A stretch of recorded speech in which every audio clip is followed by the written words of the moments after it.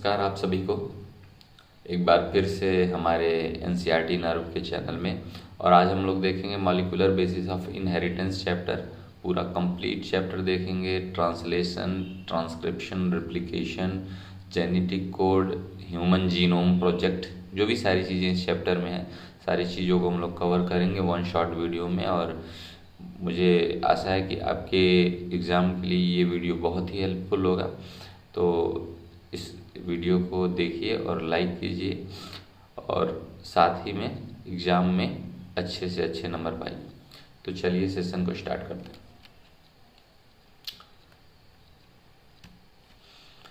तो हमने देख लिया था कि हमारा जो मेंडल का इनहेरिटेंस वाला चैप्टर है, उसमें इनहेरिटेंस की यूनिट क्या थी, फैक्टर्स उन्होंने डिफाइंड किया था कि factors are the responsible for the inheritance. तो वो फैक्टर्स कहाँ होते हैं, कैसे होते हैं, ये सारी चीज़ों को हम अब इस चैप्टर में देखते हैं। और what is the basis of inheritance at molecular level.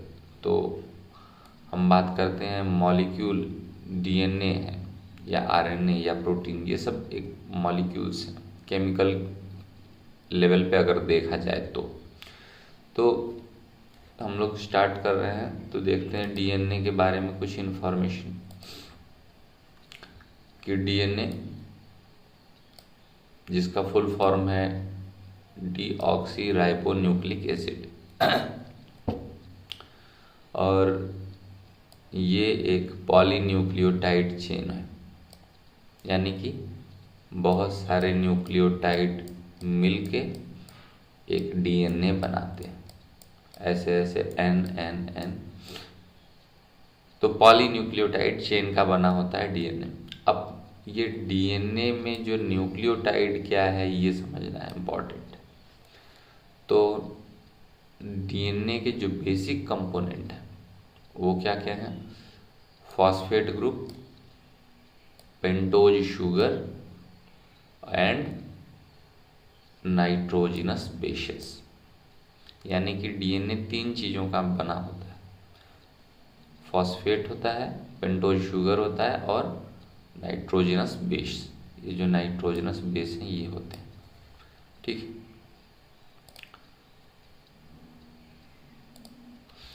अब पेंटोज शुगर जो है देखा जाए तो 2 तरीके का होता है। पेंटोज शुगर कौन कौन से तरीके का होता है, तो एक है हमारा ऑक्सीराइबोज तरीके का और दूसरा है डीऑक्सीराइबोज। ये जो ऑक्सीराइबोज पेंटोज शुगर है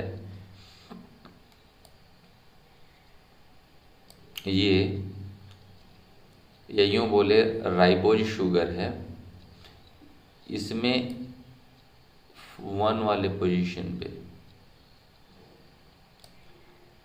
ये OH लगा हुआ है और 2 वाले पोजीशन पे भी OH लगा रहता है। यानी जो सेकेंड पोजीशन कार्बन की है पेंटोज शुगर में, पेंटोज मीन्स 5 रिंग्ड स्ट्रक्चर, ये 5 रिंग है, 5 रिंग कार्बन का बना हुआ है। तो इसमें जो हमारा सेकेंड नंबर पे ऑक्सीजन एक एक्स्ट्रा प्रेजेंट रहता है। इन केस ऑफ डीऑक्सीराइबोज क्या होता है कि सेकेंड वाले पोजीशन पे हाइड्रोजन प्रेजेंट रहता है, ऑक्सीजन एब्सेंट रहता है, तो इसीलिए डीऑक्सीराइबोज, ठीक है। अब देखते हैं nitrogenous base. Nitrogenous base 2 part में डिवाइड किए जाते हैं, प्यूरिन्स एंड पाइरिमिडिन्स। प्यूरिन्स एंड पाइरिमिडिन्स, जो हमारे प्यूरिन्स हैं वो डबल रिंग स्ट्रक्चर है। एक रिंग ये हो गया और दूसरा वाला ये हो गया, एक रिंग ये हो गया, दूसरा वाला ये हो गया, ठीक है। तो ये डबल रिंग स्ट्रक्चर है और ये सिंगल रिंग स्ट्रक्चर है। सिंगल रिंग एक ही रिंग के बने रहते हैं। अब देखा जाए तो वैसे हमारे प्यूरिन्स हैं ये तो या तो डीएनए और आरएनए दोनों में पाए जाते हैं, ये दोनों। पायरिमिडिन्स में क्या सिस्टम है कि साइटोसिन तो चाहे डीएनए हो या आरएनए हो, दोनों में कॉमन रहता है, बट यूरैसिल जो है वो आरएनए में पाया जाता है और थाइमिन जो है वो डीएनए में पाया जाता है। यानी अगर डीएनए का स्ट्रक्चर होगा तो सारी चीज़ें सेम होंगी, एक थाइमिन उसमें पाया जाएगा और दूसरा डीऑक्सीराइबोज शुगर पाया जाएगा। ऐसे ही अगर आरएनए है तो सारी चीज़ें सेम होंगी, केवल थाइमिन की जगह यूरैसिल प्रेजेंट होगा और यहाँ पे राइबोज शुगर प्रेजेंट होगा। तो यानी और लास्ट में फास्फेट ग्रुप तो जुड़ा रहता है फिफ्थ वाले कार्बन से।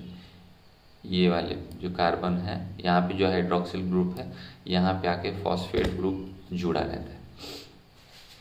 तो ये हो गया हमारा कंपोनेंट ऑफ डीएनए। अब कैसे जुड़ के बनता है ये देखना इम्पोर्टेंट है। तो फर्स्ट है formation of nucleoside and then nucleotide. तो कह रहे हैं पहले जो हमारा एडेनिन और पेंटोज शुगर के बीच में बॉन्डिंग होती है। कौन सी बॉन्डिंग होती है? N glycosidic linkage. यानी कि जो हमारा पेंटोज शुगर है उसके फर्स्ट वाले पोजीशन पे ये हमारा नाइट्रोजनस बेस आके अटैच हो जाता है।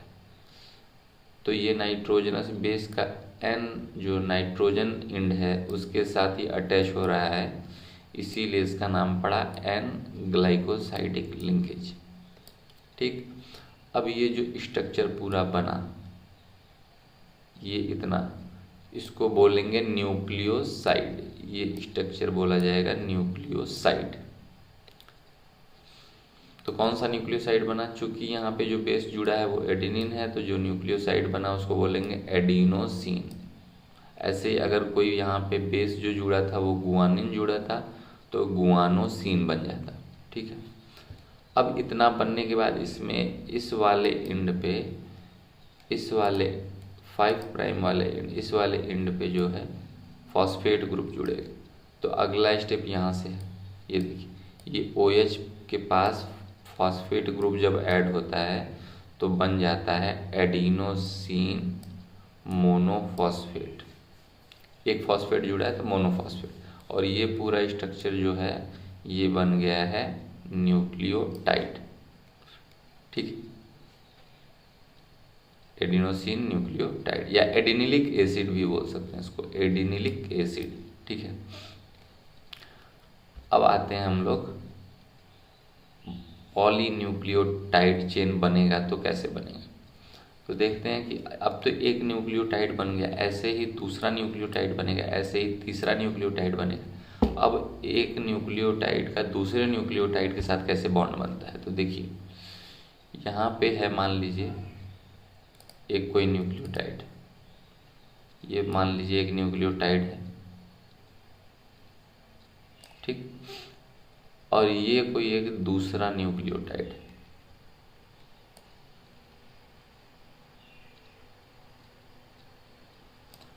अब इन दोनों के बीच में जो बॉन्डिंग होगी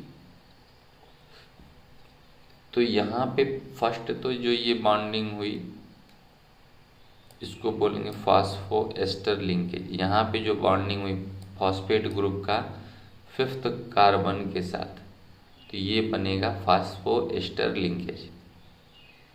फॉस्फेट का एस्टर लिंकेज बन रहा है, यानी हमने पढ़ा है एस्टरिफिकेशन रिएक्शन में कि एसिड और अल्कोहल का रिएक्शन कराने पे एस्टर बनता है। तो यहाँ पे भी एक फास्फोरिक एसिड मान के चलते हैं कि फॉस्फेट फास्फोरिक एसिड से डेराइव्ड है, और यहाँ पे अल्कोहल OH ग्रुप है ही, OH ग्रुप है ही, तो दोनों के बीच में कंडेंसेशन हुआ तो बना फास्फोएस्टर बॉन्ड। दोनों के बीच में फास्फोएस्टर बॉन्ड बन गया। तो ये वाला बॉन्ड चूँकि एक साइड में बना है तो फॉस्फोएस्टर, और यहाँ पे दोनों साइड में बन जा रहा है, एक इसके साथ बन जा रहा है और एक इसके साथ बन जा रहा है। रुक 1 मिनट, एक तो फॉस्फोएस्टर इसके साथ बना इस वाले पेंटोज शुगर के, और एक जो है इसके साथ बना है यहाँ पे फॉस्फो, तो डबल फॉस्फोएस्टर लिंकेज बना रहा है। तो इस तरह का जब बॉन्ड बनता है तो उसको बोलते हैं फॉस्फोडाइएस्टर लिंकेज। ये देखिए 3, 5 प्राइम फॉस्फोडाइएस्टर लिंकेज बन रहा है, ये पहले से एक फॉस्फेट का लिंकेज इसके साथ बना हुआ था और ये वाला इसके साथ भी बना ले रहा है, तो फॉस्फोडाइएस्टर लिंकेज बन जा रहा है। तो ये हमेशा देखेंगे 5 प्राइम एंड पे हमेशा फॉस्फेट ग्रुप रहता है और 3 प्राइम एंड पे हमेशा एक OH ग्रुप खाली रहता है। ठीक है, तो की डिफरेंस क्या है, वही सारी डिफरेंसेस हैं कि इसमें डीऑक्सीराइबोस शुगर पाया जाएगा DNA में, ठीक है, RNA में राइबोज पाया जाएगा, इसमें जो बेस पाया जाएगा वो थाइमिन पाया जाएगा, इसमें यूरेसिल पाया जाएगा। ये सिंगल स्टैंडर्ड होता है, कौन, RNA जनरली सिंगल स्टैंडर्ड पाया जाता है, बाकी DNA डबल स्टैंडर्ड रहता है। अब देखते हैं हम लोग कुछ DNA के इम्पॉर्टेंट कैरेक्टर्स और बहुत सारी चीज़ें। तो डिस्कवरी से स्टार्ट करते हैं। तो सबसे पहले फ्रेडरिक मिक्सचर ने 1869 में एक कोई सब्सटेंस खोजा सेल के अंदर जिसको नाम दिया न्यूक्लिन। चूँकि ये सब्सटेंस न्यूक्लियस में था तो उसको नाम दिया उन्होंने न्यूक्लिन। लिखा technical limitation in isolating long polymer. तो कह रहा है बहुत लंबा पॉलीमर था तो उसका स्ट्रक्चरल डिफाइन उन्होंने नहीं कर पाया, स्ट्रक्चर कैसा है, डबल हेलिक्स है या कैसा है, ये सारी चीज़ों को उन्होंने नहीं बता पाया, लेकिन इतना बता दिया कि हाँ कोई एक एसिडिक नेचर का सब्सटेंस प्रेजेंट होता है न्यूक्लियस में, उसको न्यूक्लिन हम लोग बोल सकते हैं। फिर विलिकन्स एंड फ्रैंकलिन नाम के एक साइंटिस्ट थे, उन्होंने सेल के अंदर एक्सरे डिफ्रैक्शन क्रिएट किया और एक उसके अंदर ऐसा स्ट्रक्चर देखा, जैसे ये देख रहे हैं हम लोग क्रोमोसोम लाइक, और उसी एक्सरे डिफ्रैक्शन स्ट्रक्चर या डाटा का यूज करके बाद में वाटसन और क्रिक नाम के साइंटिस्ट ने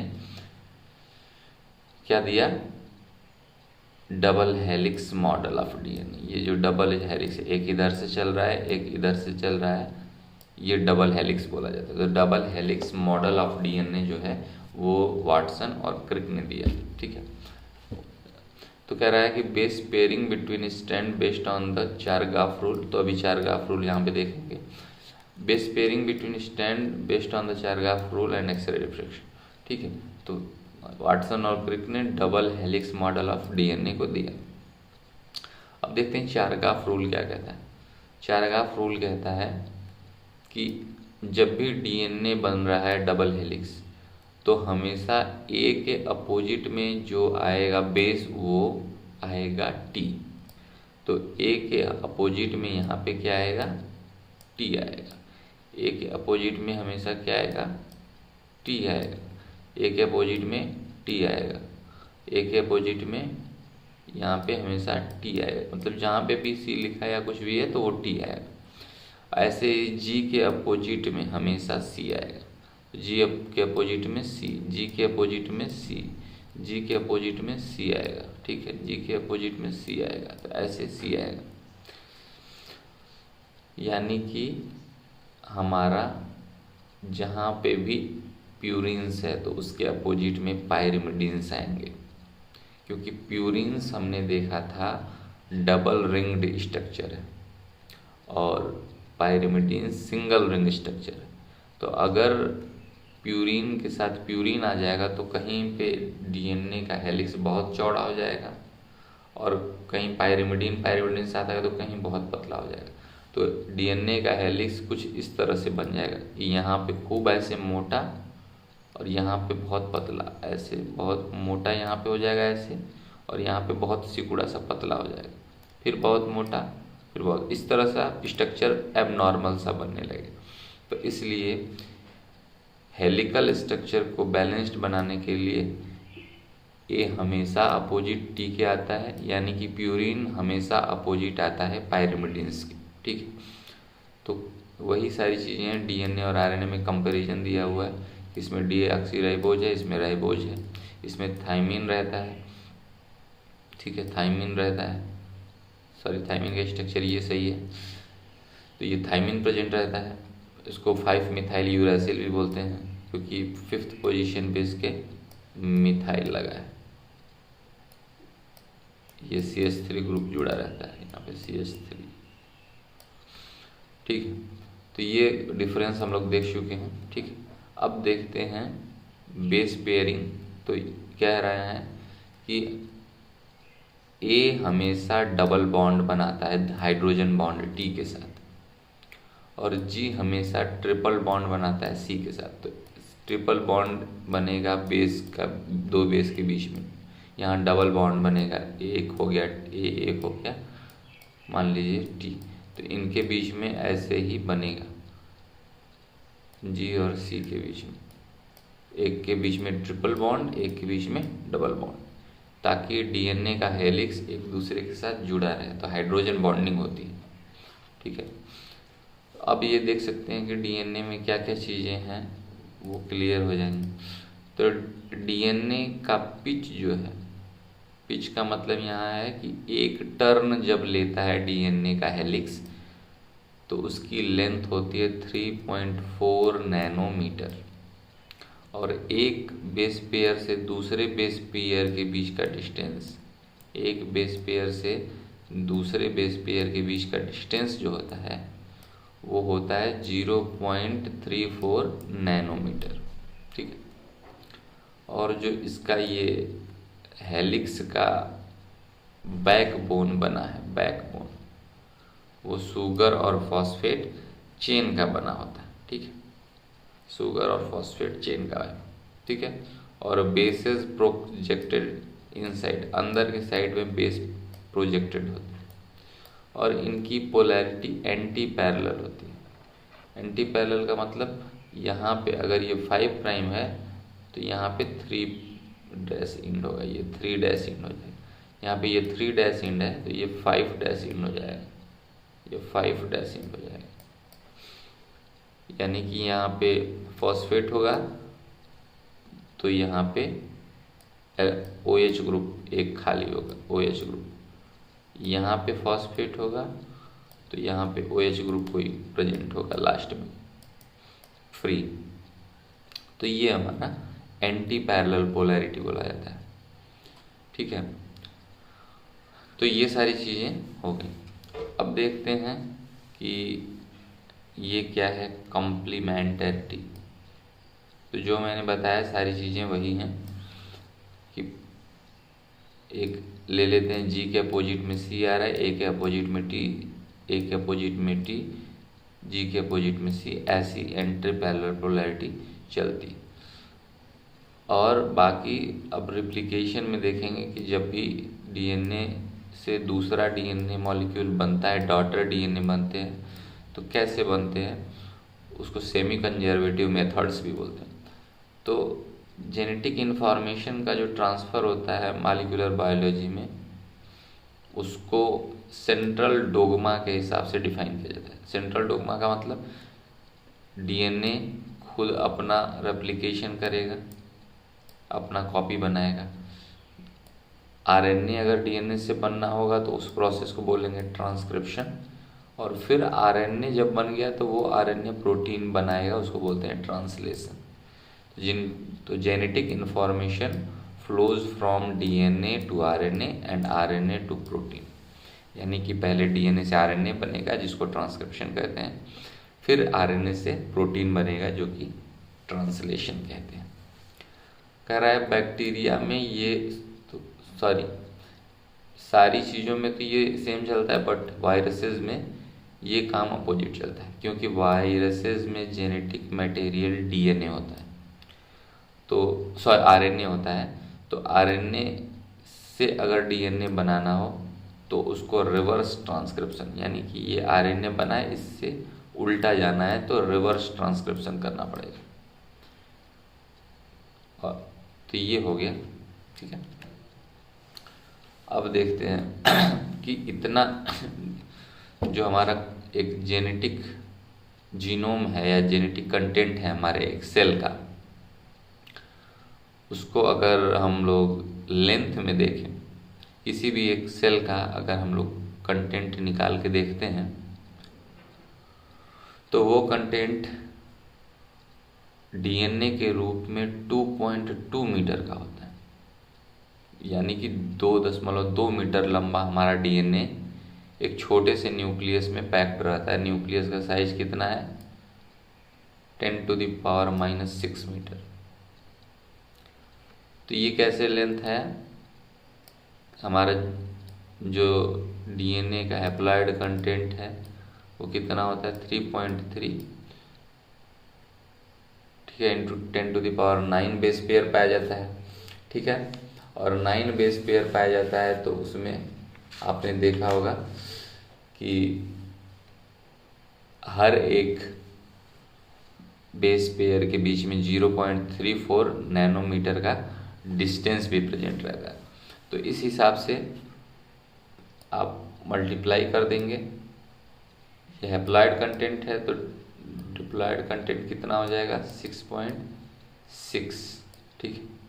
और उसमें हम लोग 3.40 मल्टीप्लाई कर देंगे 0.34 नैनोमीटर, तो हमारी टोटल लेंथ निकल के आ जाएगी 2.2 मीटर, जो ये एक मैमेलियन सेल का एग्जांपल लेके बताया गया है, ठीक है। तो अपने को इससे नहीं मतलब है, हम लोगों को ये समझना है कि इतना बड़ा जो डीएनए है 2.2 मीटर का, वो कैसे इसमें फिट बैठता है इतने छोटे न्यूक्लियस में। यहाँ पे लिखा हुआ है कैसे। तो इसके लिए बड़ी सिस्टमेटिक पैकेजिंग करनी पड़ती है डीएनए। देखिए ये प्रोकैरियोटिक इकोलाई, जो इकोलाई बैक्टीरिया होता है उसका सर्कुलर डीएनए ऐसे है, ठीक। तो डीएनए में चूंकि फॉस्फेट ग्रुप प्रेजेंट रहता है तो उसकी वजह से इसके पास खूब नेगेटिव चार्ज रहता है, खूब नेगेटिव चार्ज रहता है फॉस्फेट ग्रुप प्रेजेंट होने की वजह से, ठीक है। ये न्यूक्लियस हमको पता है कि बैक्टीरिया के अंदर जो होता है उसको न्यूक्लियाइड बोलते हैं। तो ये है न्यूक्लियाइड बैक्टीरिया के अंदर का, ठीक। इस तरह से लूप बना हुआ है। पैकेजिंग करने के लिए इसमें लूप फॉर्मेशन होता है। लेकिन हम लोग यूकैरियोटिक ज़्यादा इंटरेस्टिंग है पढ़ना, क्योंकि ये थोड़ा कॉम्प्लेक्स है। इसको देखते हैं। कह रहा है सबसे पहले डीएनए पैकेजिंग के लिए जो जरूरी चीज़ें हैं वो डीएनए होना चाहिए। तो डीएनए हो गया ये, ठीक, हेलिकल स्ट्रक्चर। डीएनए जिस चीज़ पे लिपटा होता है, जिस पर क्वाइल्ड होता है, वो बोला जाता है प्रोटीन, उसको बोलते हैं हिस्टोन।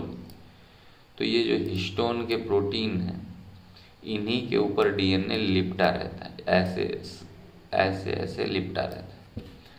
तो ये जो हिस्टोन के प्रोटीन हैं वो 8 होते हैं, 8 सब यूनिट्स होती हैं। 8 सब यूनिट मिलके एक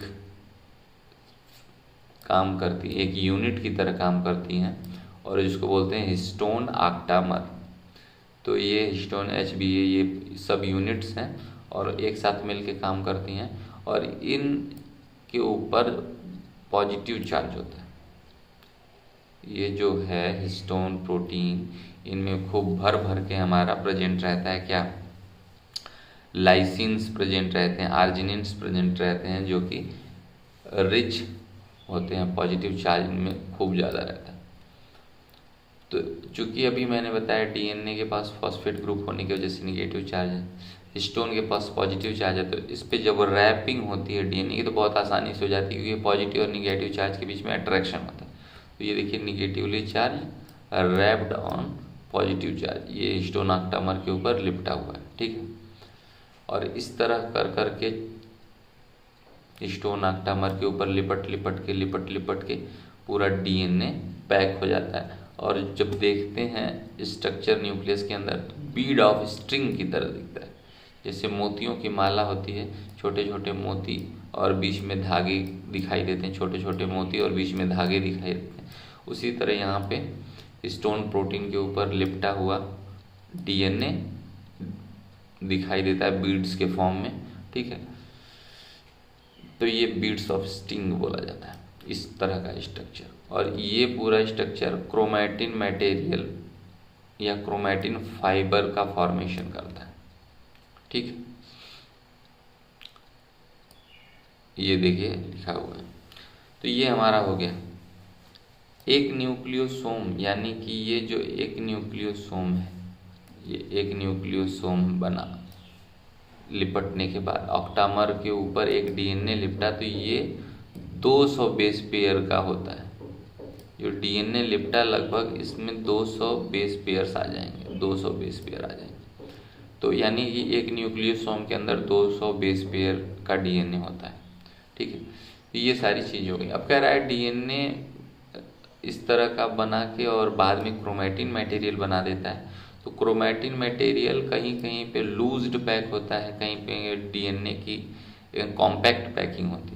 तो जहाँ पे लूज पैकिंग होती है वहाँ पे लाइट कलर का दिखता है और उसको हम लोग बोलते हैं यू क्रोमैटिन, और जहाँ पे टाइटली पैक्ड होता है उसको बोलते हैं हेटेरोक्रोमैटिन, वो थोड़ा डार्क दिखता है, हेटेरोक्रोमैटिन। ठीक है, तो मान लीजिए ये जहाँ थोड़ा डार्क कलर का ये सब दिख रहा है, ये डार्क दिख रहा है, ये यू क्रोमैटिन है। जहाँ थोड़ा लाइट दिख रहा है वो जो लाइट दिख रहा है वो यू क्रोमैटिन है, जो डार्क दिख रहा है वो हेटेरोक्रोमैटिन है। ठीक है, और बाद में ये हमारा जो दिख रहा है ये है क्रोमोजोम। तो क्रोमोजोम का स्ट्रक्चर हमेशा सेल डिवीजन के समय फॉर्मेशन होता है। तो ये स्ट्रक्चर इस समय नहीं दिखेगा, जब सेल डिवीजन होगा तो उसके मेटाफेज में हमें दिखाई देगा। ठीक है, नेक्स्ट चलते हैं। अब सर्च ऑफ जेनेटिक मटेरियल। तो अभी हमने ये केवल स्ट्रक्चर देखा, बट उस समय तक जब ये रिसर्चेज इतना नहीं हुए थे तो ये पता नहीं था कि एक्चुअली जेनेटिक इंफॉर्मेशन को ट्रांसफ़र कौन करता है, इनहेरिटेंस के लिए रिस्पॉन्सिबल कौन है, फादर से ऑफस्प्रिंग में कैरेक्टर को ट्रांसफ़र करने के लिए रिस्पॉन्सिबल कौन है। डीएनए को माना जाए कि आरएनए को माना जाए कि प्रोटीन को माना जाए, उस समय तक साइंटिस्ट वेल नोन नहीं थे इस चीज़ से। तो उन्होंने सर्च करना स्टार्ट किया। तो सबसे पहले इस सर्च करने के प्रोसेस में जो एक्सपेरिमेंट किया गया वो किया गया फ्रेडरिक ग्रिफ्थ के द्वारा। 1928 में उन्होंने एक बैक्टीरिया लिया, स्ट्रेप्टोकोकस। ठीक है, और उसका यूज करके इन्होंने एक एक्सपेरिमेंट किया। तो उन्होंने देखा दो तरह के बैक्टीरिया हैं, एक तो बहुत स्मूथ और शाइनी है और दूसरा है रफ और नॉन शाइनी बोल सकते हैं। तो स्मूथ वाले के ऊपर, स्मूथ होने का जो इम्पोर्टेंट वजह था वो था इसके ऊपर एक पॉलीसेकेराइड की कोट प्रेजेंट थी स्मूथ बैक्टीरिया के ऊपर, और रफ वाले के ऊपर वो कोट प्रेजेंट नहीं थी, इसलिए वो रफ था। तो ये पॉलीसेकेराइड की जो कोट है ये इस प्रेजेंट है और ये रफ वाले में नहीं होती है, एब्सेंट होती है। ठीक है, तो रफ वाले में नो कोट, इसलिए वो रफ था। तो उन्होंने क्या किया कि माउस के ऊपर ये बैक्टीरिया को इंजेक्ट किया। तो अगर स्मूथ वाले को उन्होंने इंजेक्ट किया तो देखा कि माउस किल हो गया, माइस जो हुआ वो किल हो गया, मर गया, और उसके अंदर से एस वाला जो बैक्टीरिया है उसको पाया गया जब देखा गया। तो फिर उन्होंने आर वाला जो बैक्टीरिया था उसको इंजेक्ट किया तो देखा माउस जो है वो जिंदा है और कोई इसके अंदर वायरुलेंट बैक्टीरिया, मतलब इन्फेक्ट करने वाला कोई बैक्टीरिया नहीं पाया गया। ठीक है, फिर उन्होंने क्या किया कि एस वाले को ही लिया लेकिन उसको हीट किल कर दिया, सारे बैक्टीरिया को हीट किल करके मार दिया। फिर उसको इंजेक्ट किया तो देखा कि माइस के अंदर कोई चेंज नहीं, वो नहीं मरा, आराम से एस कर रहा है। ठीक है, फिर उन्होंने क्या किया, मिक्सचर लिया, ये एस वाला किल करके ले लिया और आर वाला लाइव ले लिया और दोनों को मिक्स करके इंजेक्ट कर दिया। तो देखा कि माइस फिर से किल्ड हो गए। तो उन्होंने देखा कि इसका मतलब जो है एस वाले के अंदर कोई ऐसी चीज़ है जो कि हम लोग पॉलीसेकेराइड कोट बनाने में हेल्प कर रही, वो ट्रांसफ़र हो जा रही, क्योंकि ये तो मर चुका है, ये तो अब कुछ कर नहीं सकता, लेकिन इसके अंदर जो स्मूथ बनाने के लिए रिस्पॉन्सिबल चीज़ें थी वो आर में चली जा रही, और आर वाला स्मूथ में चेंज हो जा रहा है, और ये माउस को किल कर दे रहा है।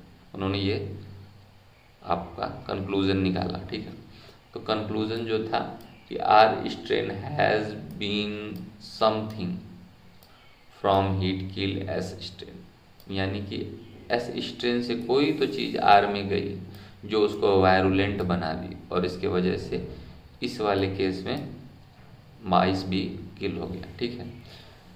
क्योंकि ये तो बैक्टीरिया डेड था, तो ये तो कुछ नहीं कर सकता था, लेकिन ये कुछ तो ट्रांसफ़र किया जिससे आर वाला स्मूथ में कन्वर्ट हो गया। तो इसी एक्सपेरिमेंट को थोड़ा सा इन्होंने साइंटिस्ट अवेरी, मैक्लियोड एंड मैकार्टे ने एलेबोरेट किया और बायोकेमिकल नेचर का पता किया। जो ट्रांसफार्मिंग प्रिंसिपल दिया ग्रिफ्थ ने, जो ये कोई चीज़ है, कोई सब्सटेंस जो ट्रांसफ़र हो रहा है, उसको उन्होंने कहा ट्रांसफार्मिंग प्रिंसिपल। ये ट्रांसफार्मिंग प्रिंसिपल का नेचर उन्होंने बायोकेमिकल पता करने का प्रयास किया। तो इन्होंने हीट किल्ड बैक्टीरिया से निकाला उनका सारा जो भी है प्रोटीन, जेनेटिक मटेरियल, सारी चीज़ों को निकाला। और फर्स्ट जो उन्होंने किया, या लीवर की सेल जो थी उनमें से निकाला ये सारी चीज़ें, और उसमें पहले प्रोटीएज को यूज किया, और उसके बाद फिर इंजेक्ट किया। तो प्रोटीन तो डाइजेस्ट हो चुका होगा, क्योंकि प्रोटीन डाइजेस्ट करने के लिए ही प्रोटीएज का यूज किया गया। प्रोटीन डाइजेस्ट होने के बाद भी अगर ट्रांसफॉर्मेशन हो रहा है, यानी कि ये जो आर वाला है वो एस में कन्वर्ट हो रहा है, तो इसका मतलब प्रोटीन वो चीज़ नहीं है जो रिस्पॉन्सिबल है ट्रांसफॉर्मिंग, क्योंकि ये होती तो ये तो ख़त्म हो गई है, डाइजेस्ट हो गई, और डाइजेस्ट हो गई तो फिर तो ये ट्रांसफॉर्मेशन नहीं होना चाहिए। फिर उन्होंने किया अगले स्टेज में कि वो सेल के सारे कंटेंट लिए और उसमें अब आरएनए डाल दिए। तो आरएनए डालने का मतलब आरएनए डाइजेस्ट हो गया है, अब बचा है डीएनए और प्रोटीन।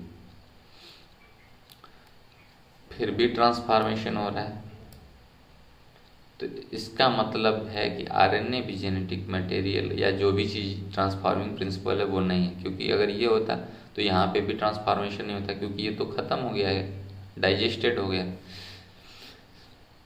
अब अगले स्टेज में उन्होंने लिया डीएनए के डाइजेस्ट होते ही ट्रांसफॉर्मेशन रुक गया। इसका मतलब उन्होंने कंक्लूड किया कि जो भी जेनेटिक मटेरियल या ट्रांसफॉर्मिंग प्रिंसिपल था वो डीएनए के ही अंदर है, जिसके वजह से डीएनए के डाइजेस्ट होते ही ये काम रुक जा रहा है। तो इन्होंने फिर क्या किया कि हीट की एस लिए और लाइव जो है आर लिए, ठीक है, और इन्होंने मिक्स करके किया तो देखा ट्रांसफॉर्मेशन अकर है। तो बस इन्होंने कंक्लूजन निकाल दिया कि DNA alone is a transforming principle and a genetic material and protein and RNA not, क्योंकि इनके डाइजेस्ट होने के बाद भी ट्रांसफॉर्मेशन हो रहा था। तो ठीक है, बट उसके बाद भी सारे बायोलॉजिस्ट कन्विंस्ड नहीं हुए, ठीक है। तो बाद में और रिसर्चेज हुए, और अगला जो रिसर्च हुआ वो हर्सी एंड चेस एक्सपेरिमेंट हुआ, जो कि एकदम क्लियर कर दिया कि जेनेटिक मटेरियल प्रोटीन नहीं होता है, ठीक है। तो इसमें उन्होंने क्या किया कि दो चीज़ों का यूज किया, एक तो रेडियो एक्टिव फास्फोरस और दूसरा रेडियो एक्टिव सल्फर। तो हमें पता है कि फॉस्फेट ग्रुप प्रेजेंट होता है डीएनए में, तो रेडियो एक्टिव फास्फोरस अगर यूज करते हैं तो डीएनए रेडियो एक्टिव होगा, ठीक। और सल्फर जो प्रेजेंट होता है वो प्रोटीन का पार्ट होता है, तो अगर हम लोग प्रोटीन बना रहे हैं और रेडियो एक्टिव कंटेंट का यूज कर रहे हैं तो उसमें सारी रेडियो एक्टिव सल्फर चले जाएंगे और जो प्रोटीन होगा वो रेडियो एक्टिव हो जाएगा। ठीक है, तो अब उन्होंने क्या किया कि एक मीडियम लिया जिसमें रेडियो एक्टिव फास्फोरस था और रेडियो एक्टिव सल्फर था। ठीक, उसमें बैक्टीरियोफेज को ग्रो करा रहे हैं, इकोलाई को ग्रो करा रहे हैं। तो बैक्टीरियोफेज जो है वो इकोलाई के ऊपर अटैक करता है, हमको पता है। ठीक है, तो बैक्टीरियोफेज के अंदर जो फास्फोरस वाला कंटेंट है वो चला जाएगा उसके डीएनए या जेनेटिक मटेरियल में, और आरएनए वाला कंटेंट है उसके प्रोटीन कोट में चला जाएगा, क्योंकि हमारा बैक्टीरियोफेज का जो बाहर वाला कोट होता है वो प्रोटीन कोट प्रोटीन का बना है। ठीक है, तो जो प्रोटीन वाली चीज़ है वो प्रोटीन में चली जाएगी। तो फास्फोरस कहाँ चला गया, डीएनए में चला गया, और प्रोटीन चला गया, सॉरी सल्फर चला गया प्रोटीन के कोट में। ठीक है, अब इन्फेक्शन कराया उन्होंने इकोलाई के ऊपर, ये इकोलाई है। इन्फेक्शन कराएंगे तो क्या होगा, अगर प्रोटीन कोट होगा जेनेटिक मटेरियल तो वो अंदर जाएगा। ठीक है, और अगर जेनेटिक मटेरियल कुछ और हुआ जैसे डीएनए आरएनए हुआ तो फिर वो अंदर जाएगा। ठीक है, तो अगर प्रोटीन कोट अंदर जाएगा तो प्रोटीन कोट किसके लिए रेडियो एक्टिव है, सल्फर के लिए। तो इस बैक्टीरिया को अगर हम लोग चेक करेंगे तो वो सल्फर के लिए रेडियो एक्टिव दिखेगा। ठीक है, और अगर जेनेटिक मटेरियल डीएनए या आरएनए इसके अंदर जाता है तो ये किसके लिए रेडियो एक्टिव, फास्फोरस के लिए। तो बाद में अगर इकोलाई को हम चेक करेंगे तो ये फास्फोरस के लिए रेडियो एक्टिव मिलेगा। ठीक है, तो अब किसके लिए रेडियो एक्टिव मिलेगा, उसी से ये डिफाइंड होगा कि जेनेटिक मटेरियल क्या होता है। तो इन्होंने क्या किया, ये रेडियो एक्टिव वाला जो बैक्टीरियोफेज लिया और इकोलाई लिया और एजिटेशन किया सेंट्रीफ्यूगेशन के थ्रू एकदम। ठीक है, इसके बाद आपका इसके अंदर जो भी ट्रांसफ़र होना था बैक्टीरियोफेज के थ्रू ट्रांसफ़र हो गया, सेंट्रीफ्यूगेशन और सेपरेशन किया गया। ठीक है, अब देखा गया क्या, जो पैलेट है और बाहर जो कोट बचा हुआ है उसका चेकअप किया गया। तो देखा गया जो पैलेट है, जो बैक्टीरियल सेल है, उसके अंदर देखा गया तो फास्फोरस वाला रेडियो एक्टिव पाया गया। इसका मतलब कि जेनेटिक मटेरियल क्या है, डीएनए या आरएनए है जो कि ट्रांसफ़र हुआ है, क्योंकि फास्फोरस हमेशा कहाँ पाया जाएगा, डीएनए में, क्योंकि फॉस्फेट ग्रुप होता है। तो इससे पहले क्लियर हुआ है DNA has entered in the bacteria. और बाहर जब सुप्रानेंट का चेकअप किया गया तो देखा गया कि इसमें रेडियो एक्टिव सल्फर पाया जा रहा है, और रेडियो एक्टिव सल्फर तो प्रोटीन में पाया जाता है। इसका मतलब कि प्रोटीन बाहर ही रह गया और वो अंदर नहीं गया है, इसीलिए सुप्रानेंट बचा हुआ है। और इसका मतलब प्रोटीन अंदर नहीं गया है तो वो जेनेटिक मटेरियल नहीं है, क्योंकि वो जेनेटिक मटेरियल ही ट्रांसफ़र करता है। तो इस हर्शे एंड चेस एक्सपेरिमेंट से ये क्लियर हो गया कि जेनेटिक मटेरियल क्या होता है, डीएनए होता है, प्रोटीन जेनेटिक मटेरियल नहीं होता है। अब थोड़ा सा इन्होंने और डिफाइन करने का प्रयास किया कि जेनेटिक मटेरियल प्रोटीन तो नहीं होता है, पर डीएनए और आरएनए में भी बेहतर कौन है, डीएनए और आरएनए में भी बेहतर कौन है, जेनेटिक मटेरियल। प्रोटीन तो नहीं है, ये बात तो क्लियर है, पर डीएनए और आरएनए में कौन सा बेहतर है। तो उसके लिए कुछ प्रॉपर्टीज दी गई कि क्या चीज़ें होनी चाहिए जेनेटिक मटेरियल के अंदर। तो पहले तो हम लोग ये सारी चीज़ें जान ही लिए हैं कि इसमें एक यूरेसिल पाया जाता है थाइमिन की जगह, इसमें डीऑक्सीराइबोज शुगर होता है, इसमें राइबोज शुगर होता है। चूँकि यहाँ पे एक एडिशनल OH ग्रुप है, इसके वजह से ये ज़्यादा एक्टिव होता है। कौन, आरएनए। इसके पास एक हाइड्रोक्सिल ग्रुप की जगह हाइड्रोजन है, जो कि एक लेस रिएक्टिव ग्रुप है, तो इसके वजह से ये लेस रिएक्टिव होता है। तो पहला तो ये कि डीएनए लेस रिएक्टिव है, आरएनए ज़्यादा रिएक्टिव है। ठीक। दूसरा, रेप्लिकेशन कौन अच्छा करता है, क्योंकि रेप्लिकेशन भी होना बहुत इम्पोर्टेंट।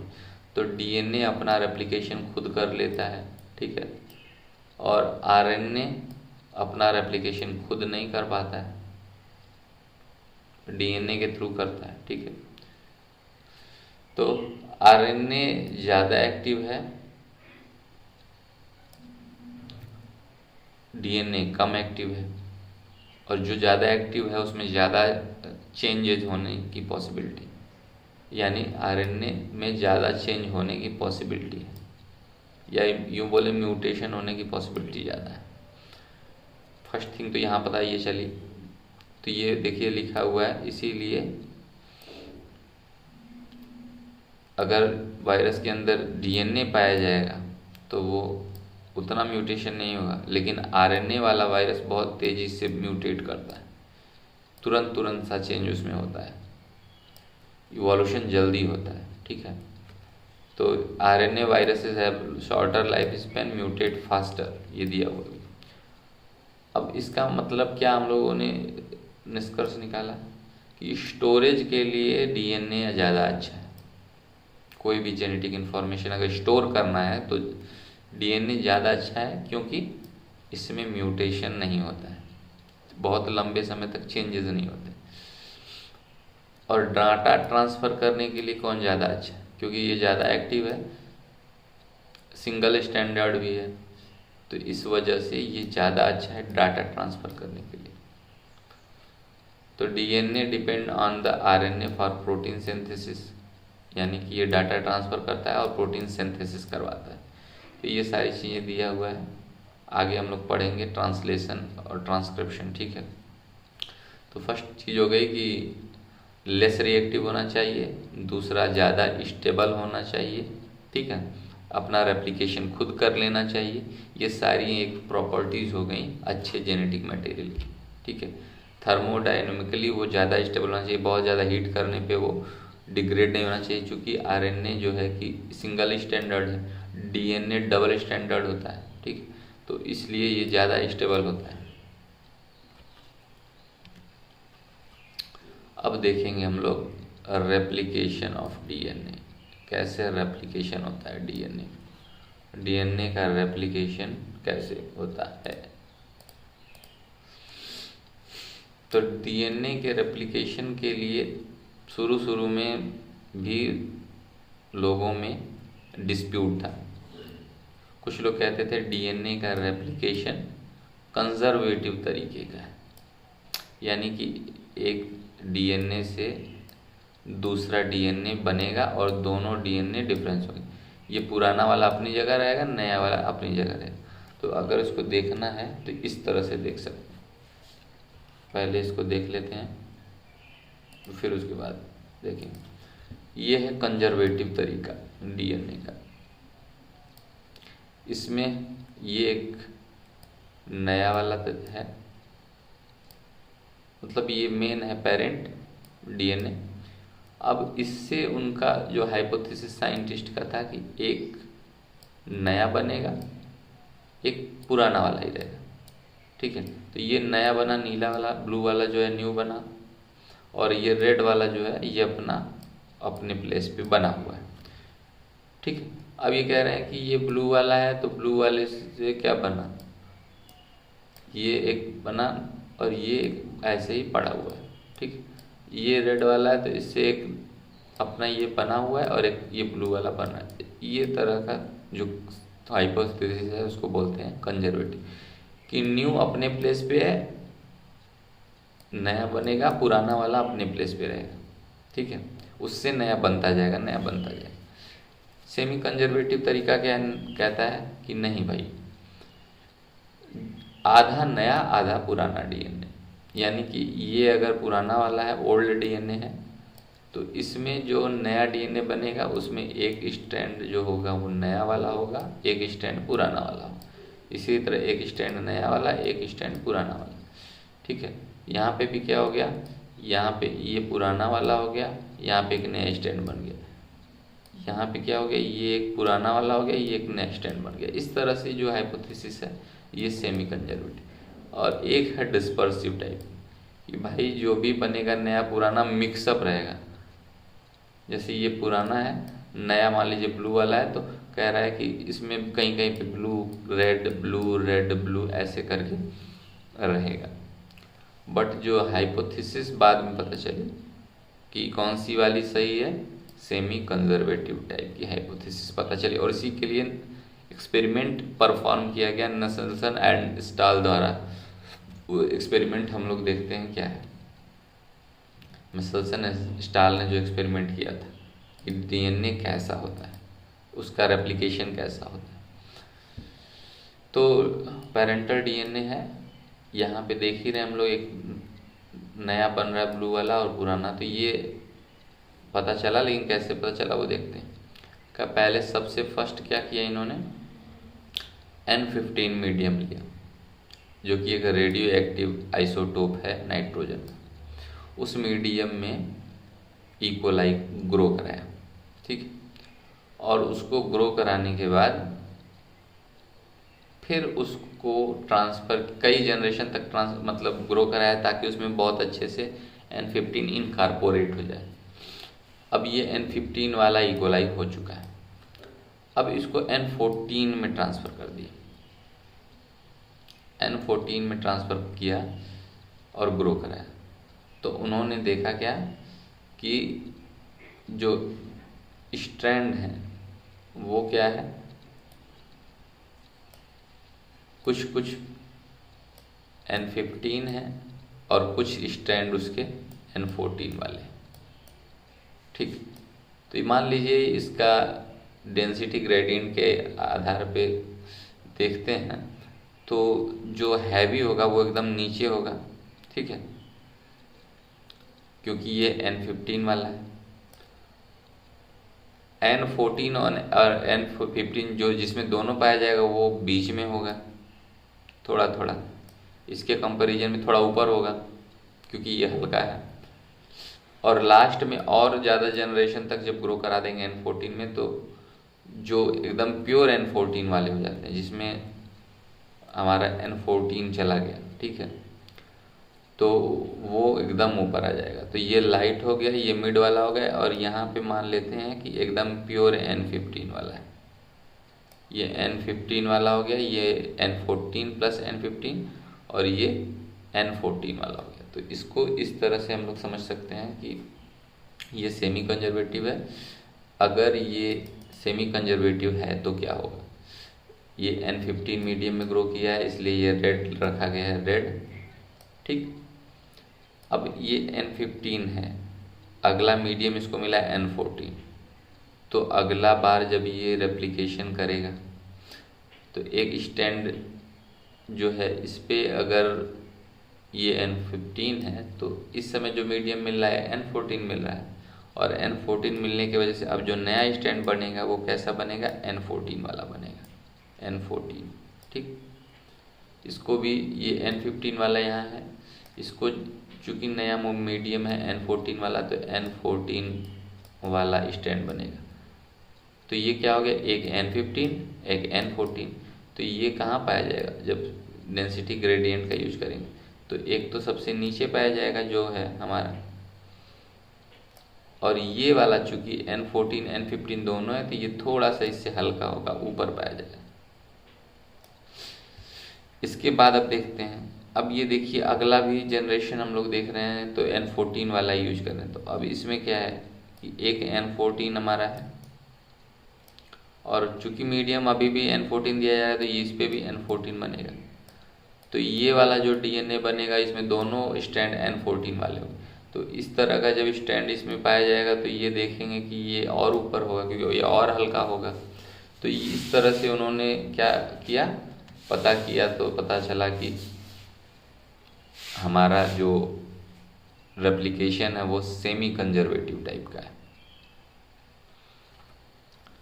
यही तरह का एक्सपेरिमेंट टायलर ने भी किया था बीन प्लांट पे भी, सिया फाबा जो बोलते हैं। बीन प्लांट पे यूज किया रेडियो एक्टिव थाइमिडीन का। तो रेडियो एक्टिव थाइमिडीन का यूज करेंगे तो एक स्टैंड में हमारा देखेंगे कि अगले जनरेशन में अगर N14 मीडियम में ट्रांसफ़र करते हैं तो एक स्टैंड में रेडियो एक्टिव थाइमिडीन होगा और दूसरे वाले स्टैंड में नहीं होगा। तो इससे क्लियर हो जाएगा कि हमारा जो रेप्लिकेशन होता है वो सेमी कंजर्वेटिव होता है। ये देखिए इस तरह से देखा जा रहा है, एक पे है एक पे क्रोमेटिड पे नहीं है, डुप्लीकेशन हो रहा है। तो ठीक है, तो यही है। अब देखते हैं कि रेप्लिकेशन होता कैसे। ये तो पता चल गया कि रेप्लिकेशन सेमी कंजर्वेटिव होता है, बट एक्चुअल में रेप्लिकेशन कैसे होता है, उसकी मशीनरी क्या है, कौन कौन से एंजाइम रिस्पॉन्सिबल हैं या हेल्प करते हैं उसको। तो कह रहा है सबसे पहली चीज़ कि रेप्लिकेशन होने के लिए डीएनए चूँकि डबल स्टैंडर्ड होता है, तो उसकी ओपनिंग भी तो ज़रूरी है। डीएनए ओपन होना चाहिए, तब तो वहाँ पे सिंगल स्टैंडर्ड होगा, तभी तो वो बनेगा, वहाँ पे डुप्लीकेशन स्टार्ट होगा। तो कह रहे हैं कि सबसे पहले डीएनए को ओपन कराया जाता है और उसके लिए जो एंजाइम यूज होता है उसको बोलते हैं helicase enzyme. Helicase, H for helicase enzyme. ठीक है, तो ये देखिए जब हेलिकेज एंजाइम का यूज करते हैं तो इस तरह से डीएनए ओपन हो जाता है, इस तरह से ओपन हो गया और जो ये स्ट्रक्चर बना है इसको बोलते हैं रेप्लिकेशन फॉर्क। रेप्लिकेशन फॉर्क बना है। ठीक है, तो रेप्लिकेशन फॉर्क में अब जब नया स्टैंड बनता है तो नया स्टैंड बनाने में एक एंजाइम हेल्प करता है जिसको बोलते हैं डीएनए पॉलीमरेज। डीएनए पॉलीमरेज, जो कि डीएनए डिपेंडेंट डीएनए पॉलीमरेज बोलते हैं उसको। ठीक है, डीएनए पॉलीमरेज, क्योंकि ये डीएनए को टेम्पलेट स्टैंड के रूप में यूज करता है और नई सिंथेसिस को पॉलीमराइज करता है, इसलिए इसको बोलते हैं डीएनए डिपेंडेंट डीएनए पॉलीमरेज। अब इसमें एक थियरी आती है कि जिस टेम्पलेट का पोलैरिटी 3 प्राइम टू 5 प्राइम है उस पे जो सिंथेसिस होती है वो कंटिन्यूअस होती है, लगातार डीएनए का नया स्टैंड बनता जाता है। और कह रहा है जिसकी पोलैरिटी 5 प्राइम टू 3 प्राइम है उसकी पोलैरिटी रुक रुक के होती है। ठीक है, उसकी पोलैरिटी रुक रुक के होती है, थोड़ा बनेगा फिर नया बनेगा फिर रुक के फिर नया बनेगा। ठीक है, ऐसा क्यों होता है? ऐसा इसलिए होता है कि जो हमारा डीएनए डिपेंडेंट डीएनए पॉलीमरेज है वो केवल एक डायरेक्शन में डीएनए पॉलीमराइज करता है और वो डायरेक्शन है 5 प्राइम टू 3 प्राइम के डायरेक्शन में ही पोलैरिटी उसकी होती है। तो यहाँ पे तो पोलैरिटी मिल जा रही है क्योंकि ये 3 प्राइम है, तो यहाँ पे सिंथेसिस जो होगी वो 5 प्राइम से होगी और 3 प्राइम की। बट यहाँ तो ऑलरेडी जो टेम्पलेट स्टैंड है वो 5 प्राइम है, तो यहाँ पे जो पोलैरिटी मिलेगी डीएनए पॉलीमरेज को सिंथेसाइज करने के लिए वो 3 प्राइम मिले, इसलिए वो क्या करता है इधर से सिंथेसिस करता है। इसलिए वो जो सिंथेसिस करता है वो जो करता है यहाँ पे इसकी इतना डीएनए खुला तो इधर की तरफ बन गया। ठीक, फिर थोड़ा डीएनए खुला फिर इधर सिंथेसिस हुई, फिर थोड़ा डीएनए खुला फिर इतनी सिंथेसिस हुई। इस तरह से सिंथेसिस होती है 5 prime to 3 prime, 5 prime to 3 prime, 5 prime to 3 prime. इसमें कोई दिक्कत ही नहीं है, यहाँ पे काम होता रहता है। ठीक है, तो एक स्टैंड जो बनता है वो कंटिन्यूअस बनता है, एक स्टैंड जो बनता है वो कंटिन्यूअस, एक स्टैंड जो बनता है डिकंटिन्यूअस। तो इसको बोलते हैं लीडिंग स्टैंड, इसको बोलते हैं लैगिंग स्टैंड। और इन जो छोटे छोटे डीएनए के फ्रैगमेंट्स हैं बन रहे हैं न्यू वाले, इनको बोलते हैं ओकाजाकी फ्रैगमेंट्स। डीएनए के फ्रैगमेंट्स ओकाजाकी फ्रैगमेंट्स बोले जाते हैं। बाद में डीएनए के जो फ्रैगमेंट्स हैं इनको भी जोड़ के एक फुल डीएनए बनाया जाता है और जो डीएनए को जोड़ता है उस एंजाइम का नाम है डीएनए लाइगेज। DNA ligase. ठीक है, डीएनए की सिंथेसिस शुरू कराने के लिए जो इम्पोर्टेंट एंजाइम है वो प्राइमेज एंजाइम, क्योंकि डीएनए पॉलीमरेज पहले आके डीएनए पॉलीमराइजेशन शुरू नहीं करता, पहले प्राइमेज आएगा और छोटा सा आरएनए प्राइमर बनाएगा, उसके बाद डीएनए पॉलीमराइजेशन शुरू होता है। ठीक है, बाद में वो प्राइमर रिमूव करके वहाँ पे हमारा डीएनए को लगा दिया जाता है डीएनए पॉलीमरेज द्वारा, बट शुरू में जो है ये प्राइमेज के द्वारा किया जाता है।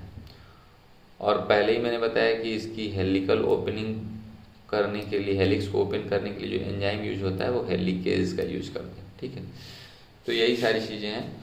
अब कह रहा है इसमें जो इम्पोर्टेंट रोल है वो है हमारा एक डीऑक्सीराइबोन्यूक्लियोसाइड ट्राइफॉस्फेट,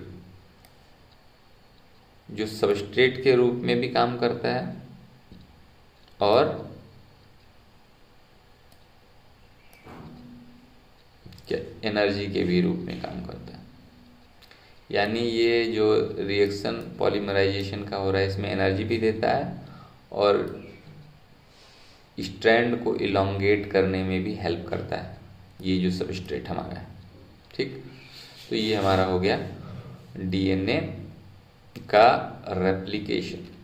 अब कह रहा है अगर सही से डीएनए रेप्लिकेशन नहीं हुआ तो कभी कभी क्या होता है कि पूरा सेट ट्रांसफ़र हो जाता है एक सेल में और एक में 0 सेल हो जाते हैं, तो सॉरी न्यूक्लियस हो जाते हैं या न्यूक्लियस का कंटेंट। इस तरह की स्टेज जो होती है पॉलीपेप्टाइड, जो कि पिछले चैप्टर में हम लोग पढ़ चुके हैं। ठीक है, तो डीएनए जो हमारा है पॉलीमरेज बहुत ही इफ़िशियंट होता है, यानी कि ये बहुत ही अच्छे से पॉलीमराइजेशन करता है, एक एक चीज़ को देखते हुए करता है, प्रूफ रीडिंग भी साथ में करता चलता है, देखता है कहीं मिस्टेक हुई तो उसको सही करता हुआ चलता है, क्योंकि अगर ऐसा नहीं होगा तो फिर डीएनए के रेप्लिकेशन में म्यूटेशन हो सकता है। तो इससे बचने के लिए वो प्रूफ रीडिंग भी करता है और बहुत फास्ट रेप्लिकेशन करता है विदाउट एनी मिस्टेक। अब देखते हैं हम लोग थोड़ा सा आरएनए के बारे में, आरएनए वर्ल्ड हाइपोथेसिस। तो आरएनए जो हमारा है फर्स्ट जेनेटिक मटेरियल के रूप में माना जाता है कि आरएनए से ही डीएनए बना है। ठीक है, तो आरएनए सिंगल स्टैंडर्ड है, ज़्यादा रिएक्टिव था, तो धीरे धीरे ये बाद में डीएनए में कन्वर्ट हुआ। ठीक है, तो कहीं कहीं पे ये जेनेटिक मटेरियल का भी काम करता है और चूंकि ये रिएक्टिव है तो ये एंजाइम का भी काम करता है, कैटालिस्ट का भी काम करता है। तो इस तरह से डेराइव्ड एंजाइम आरएनए से डेराइव्ड एंजाइम में राइबोजाइम बोले जाते हैं। तो कह रहा है कि ये बहुत सारा काम कराता है, ट्रांसलेशन कराता है। ठीक है, इवोल्यूशन जो हुआ है डीएनए का ऑलरेडी मैंने बता दिया, आरएनए से ही हुआ है। ठीक है, सिंगल स्टैंडर्ड ये होता है, ये डबल स्टैंडर्ड होता है, ये हमको पता है। अब देखते हैं प्रोसेस ऑफ ट्रांसक्रिप्शन, यानी कि formation of RNA from DNA. तो कह रहे हैं कि यहाँ पे भी वही चीज़ है, कह रहा है कि 2 स्ट्रैंड पर डीएनए में होते हैं, तो जिस स्ट्रैंड की पोलैरिटी 5' to 3' होती है, ये 5' हो गया और इधर मान लीजिए 3' हो गया, तो जिस स्ट्रैंड की पोलैरिटी 5' to 3' होती है उसको कोडिंग स्ट्रैंड मानते हैं, और जिसकी पोलैरिटी 3' to 5' होती है उसको बोलते हैं टेम्पलेट स्ट्रैंड। यानी कि ये टेम्पलेट का काम करेगा, ढांचा का काम करेगा, इसी को रेफरेंस मानते हुए यहाँ पे आरएनए की फॉर्मेशन होगी या आरएनए का ट्रांसक्रिप्शन होगा। तो फिर इसको कोडिंग स्ट्रैंड क्यों बनते हैं? बाई कन्वेंसली। ठीक है, या यूँ बोल सकते हैं चूँकि जो आरएनए में फॉर्मेशन हो रहा है कोड का या जो आरएनए बन रहा है उसका जो स्ट्रैंड है वो एकदम मिलता जुलता है कोडिंग स्ट्रैंड से, इसलिए उसको बोल सकते हैं कोडिंग स्ट्रैंड, कि उसका कोड एकदम जस्ट मैच हो रहा है आरएनए से, इसलिए इसको कोडिंग स्ट्रैंड भी बोल सकते हैं, या बाई कन्वेंसली भी ये बोलते हैं हम लोग इसको कोडिंग स्ट्रैंड। बट ये कोड नहीं करता है। कोड कौन करता है? टेम्पलेट स्टैंड कोड करता है। अच्छा, ये कोडिंग स्टैंड की जो डेफिनेशन है वो इस बात पे भी डिफाइंड है कि इसके अगल बगल प्रमोटर और टर्मिनेटर कहाँ पे लगे हुए, उस पे भी डिपेंडेंट है। ठीक है, तो ये अभी हम लोग देखेंगे। तो आरएनए पॉलीमरेज जो है, यहाँ पे आरएनए की सिंथेसिस कराता है, जिसको बोलते हैं RNA DNA dependent RNA polymerase polymerises the transcription of mRNA. ठीक है, तो ये देख रहे हैं आरएनए का सीक्वेंस है। तो कह रहा है कि अच्छा, एक चीज़ जो है यहाँ पे छूट रही है, जो कि बहुत इंपॉर्टेंट है, देख लेते हैं। कह रहे हैं कि आरएनए बनता है क्यों सिंगल स्टैंडर्ड। तो इसके दो रीजन। फर्स्ट, कि आरएनए से बनता है प्रोटीन। आरएनए से सिंथेसिस होती है, जनरली प्रोटीन की सिंथेसिस कराता है, या एक्सप्रेस जब भी होता है तो कैरेक्टर को एक्सप्रेस कराने में प्रोटीन की ज़रूरत पड़ती है। कोई भी कैरेक्टर प्रोटीन के वजह से ये एक्सप्रेस होता है। तो कह रहा है कि अब प्रोटीन की सिंथेसिस करानी है इसको, तो अगर ये डबल स्टैंडर्ड बनेगा, तो यानी कि एक स्टैंड एक प्रोटीन बना रहा है, दूसरा स्टैंड दूसरा प्रोटीन बना रहा है, यानी कि एक ही कैरेक्टर के लिए दो प्रोटीन बनने लगे। आई कलर ब्राउन होनी थी, पता चला कि यहाँ पे ब्राउन कलर के लिए भी बन रहा है, ब्लैक कलर के लिए भी बन रहा है। दो तरह का प्रोटीन बन गया एक ही आरएनए से, एक ही कैरेक्टर। क्योंकि यहाँ पे तो कोई भी एक जीन सेगमेंट, एक डीएनए का सेगमेंट जो जीन की तरह वर्क कर रहा है, उससे एमआरएनए बना, और वो कोई कैरेक्टर के लिए प्रोटीन बनाया, पता चला कि एक ही कैरेक्टर के लिए दो प्रोटीन हो गए। ये कॉम्प्लिकेशन क्रिएट कर सकता है। दूसरा चीज़, ये नौबत तो पहले आनी ही नहीं चाहिए, क्योंकि हमें पता है कि जब भी बनेगा तो एंटी पैरेलल पोलैरिटी के साथ बनेगा, क्योंकि डीएनए जो है वो एंटी पैरेलल है। तो जब बेस पेयरिंग उसमें होगी तो आरएनए में भी एंटी पैरेलल बेस पेयरिंग होगी, और जब ऐसा होगा तो डबल स्टैंडर्ड बनने से ही यहाँ पे हाइड्रोजन बॉन्डिंग हो जाएगी। हाइड्रोजन बॉन्डिंग होते ही ये एकदम पेयर्ड स्ट्रक्चर हो जाएगा। जब पेयर्ड स्ट्रक्चर हो जाएगा तो फिर टीआरएनए के लिए यहाँ पे कोडान है ही नहीं। टीआरएनए ही तो बाद में हम देखेंगे कि टीआरएनए ही इसके लूप को रीड करता है। यहाँ पे तो ऑलरेडी ये पेयर्ड है। अब क्या होगा? अब यहाँ पे प्रोटीन सिंथेसिस ही नहीं होगी, क्योंकि कॉम्प्लीमेंटैरिटी होने की वजह से ये बेस पेयरिंग हो गई, और उसके वजह से हमारा टीआरएनए लूप को रीड ही नहीं कर पा रहा है। आरएनए में जो कोड है उनको रीड ही नहीं कर पाएगा, तो प्रोटीन सिंथेसिस ही रुक जाएगी। इसलिए हमेशा जो आरएनए एमआरएनए बनता है वो सिंगल स्टैंडर्ड बनता है। अब देखते हैं ट्रांसक्रिप्शन यूनिट कि एक डीएनए के अंदर जब ट्रांसक्रिप्शन होगा तो क्या क्या चीज़ें होनी चाहिए। तो कह रहा है डीएनए के अंदर जहाँ पे ट्रांसक्रिप्शन होता है वहाँ पे एक ट्रांसक्रिप्शन यूनिट होती है। क्या क्या उसमें होता है? प्रमोटर प्रेजेंट होता है, टर्मिनेटर प्रेजेंट होता है, और एक स्ट्रक्चरल जीन भी प्रेजेंट होता है। स्ट्रक्चरल जीन क्या करता है? स्ट्रक्चरल जीन जो है वही तो बाद में प्रोटीन सिंथेसिस कराता है, या इसी में जेनेटिक इन्फॉर्मेशन कोड होती है, वही बाद में एक्सप्रेस होती है। ठीक है, तो मैंने पहले ही बताया था कि ये जो प्रमोटर हैं, टर्मिनेटर से ही कोडिंग और टेम्पलेट स्टैंड की डेफिनेशन डिफाइंड होगी। तो कह रहा है कि अगर 5 प्राइम एंड पे ये प्रेजेंट है, जिसके भी 5 प्राइम एंड पे प्रमोटर प्रेजेंट है, उसको बोलेंगे कोडिंग स्टैंड, और जिसके 3 प्राइम एंड पे भी टर्मिनेटर एंड है उसको बोलेंगे कोडिंग स्टैंड। ठीक है, तो यानी यहाँ पे लिखा हुआ है कि 5 प्राइम एंड पे हमेशा प्रमोटर होगा अप स्ट्रीम या डाउन स्ट्रीम, या 3 प्राइम एंड पे हमेशा टर्मिनेटर होगा। तो ठीक है, टर्मिनेटर जो होगा 3 प्राइम एंड पे है, और हमारा प्रमोटर कौन से है? 5 प्राइम एंड पे। तो जिस टेम्पलेट के रेफरेंस में ये होगा उसी को बोलेंगे कोडिंग स्टैंड। ठीक है, बाकी असली काम तो करना है टेम्पलेट को। कोडिंग स्टैंड नथिंग कोड्स, कुछ भी कोड नहीं करता है, बस उसका कोड मैच करता है mRNA से या जो भी RNA बन रहा है। तो देख रहे हैं ये टेम्पलेट स्टैंड है, ये कोडिंग स्टैंड है, ठीक है।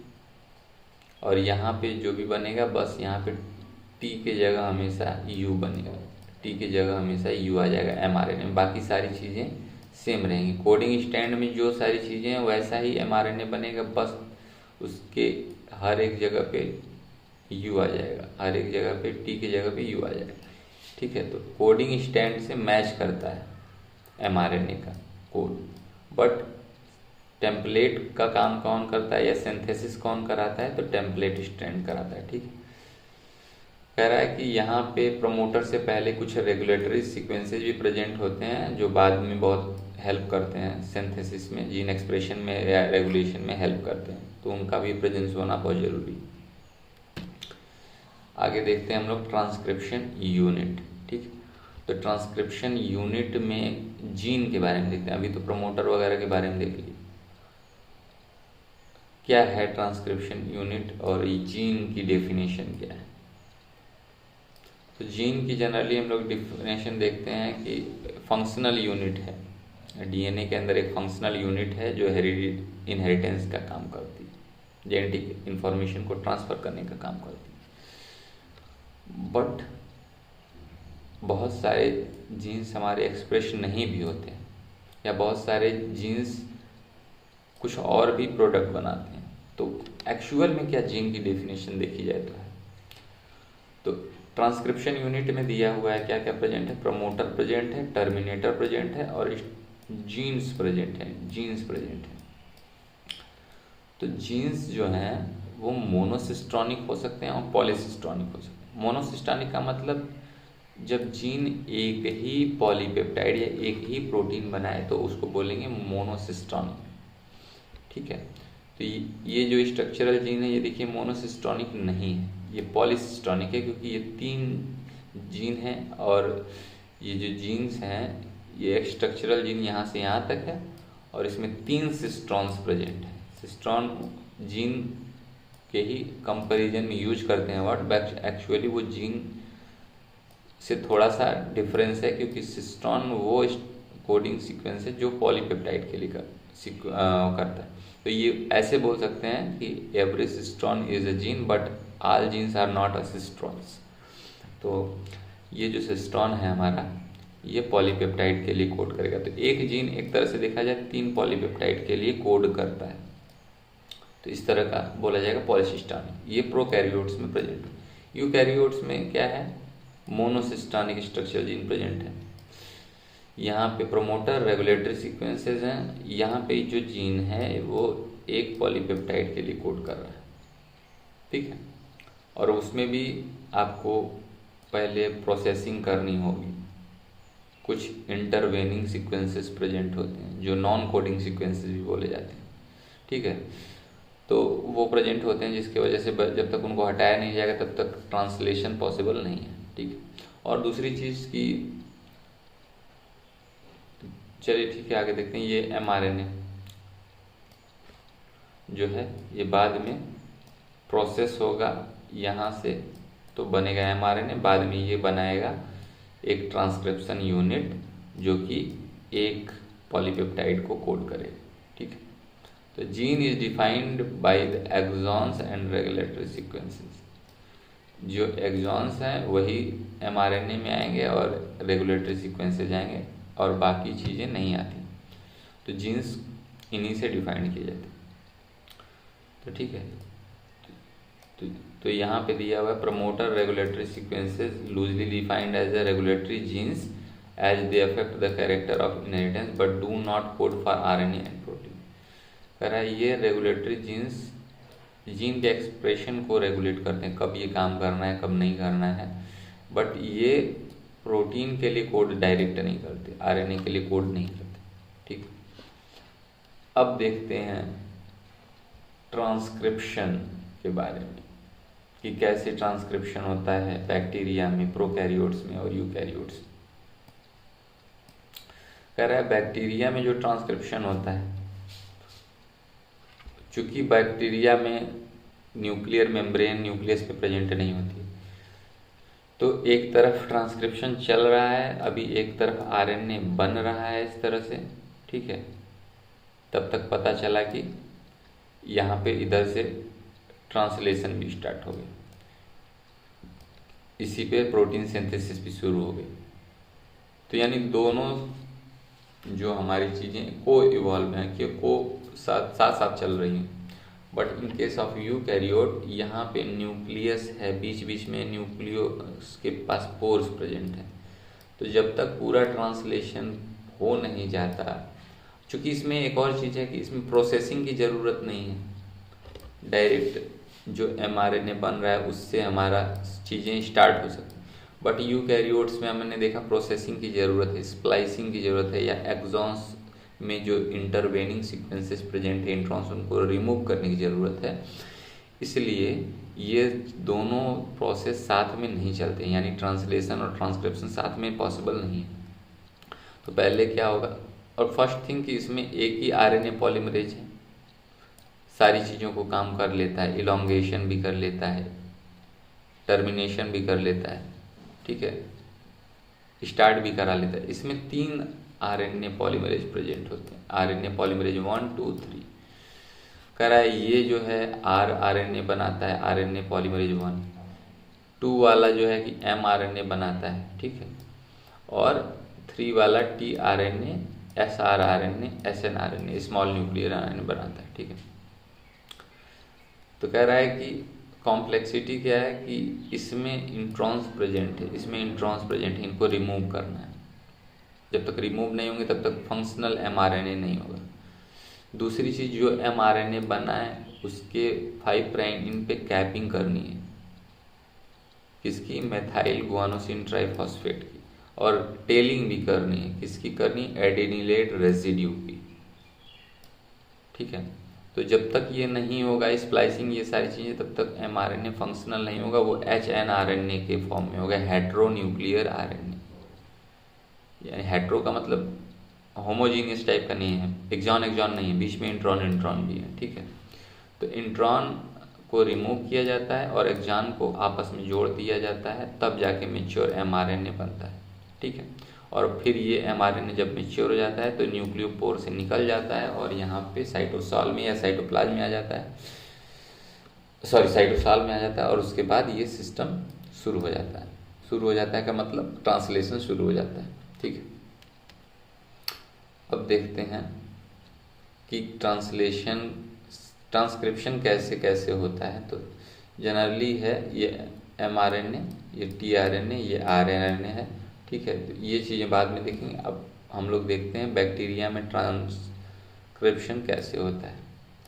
कह रहा है प्रमोटर रीजन है, वहाँ पे आके RNA पॉलीमरेज बाइंड होता है, ठीक है। लेकिन RNA पॉलीमरेज तब तक काम नहीं करेगा जब तक इसमें एक एक्टिवेशन फैक्टर है जो कि उसको एक्टिवेट नहीं करेगा, जिसको बोलते हैं सिग्मा फैक्टर। सिग्मा फैक्टर के जुड़ते ही RNA पॉलीमरेज से एक्टिवेट हो जाता है और धीरे धीरे ये पॉलीमरेज हमारा RNA की सिंथेसिस कराना शुरू कर देता है या इलोंगेशन शुरू कर देता है, ठीक है। इसके बाद ये एंजाइम धीरे धीरे बढ़ता जाता है और टर्मिनेटर तक जैसे ही पहुंचता है तो एक रो फैक्टर है जो कि इसके साथ आके RNA पॉलीमरेज के साथ जुड़ जाता है और RNA पॉलीमरेज के स्ट्रक्चरल चेंजेस कुछ आ जाते हैं जुड़ते ही, और ये तुरंत ही यहाँ पे RNA पॉलीमराइजेशन रुक जाता है, ट्रांसक्रिप्शन रुक जाता है और एक नया नेसेंट RNA इसमें से निकल जाता है, ठीक है, mRNA। अब देखते हैं जेनेटिक कोड के बारे में।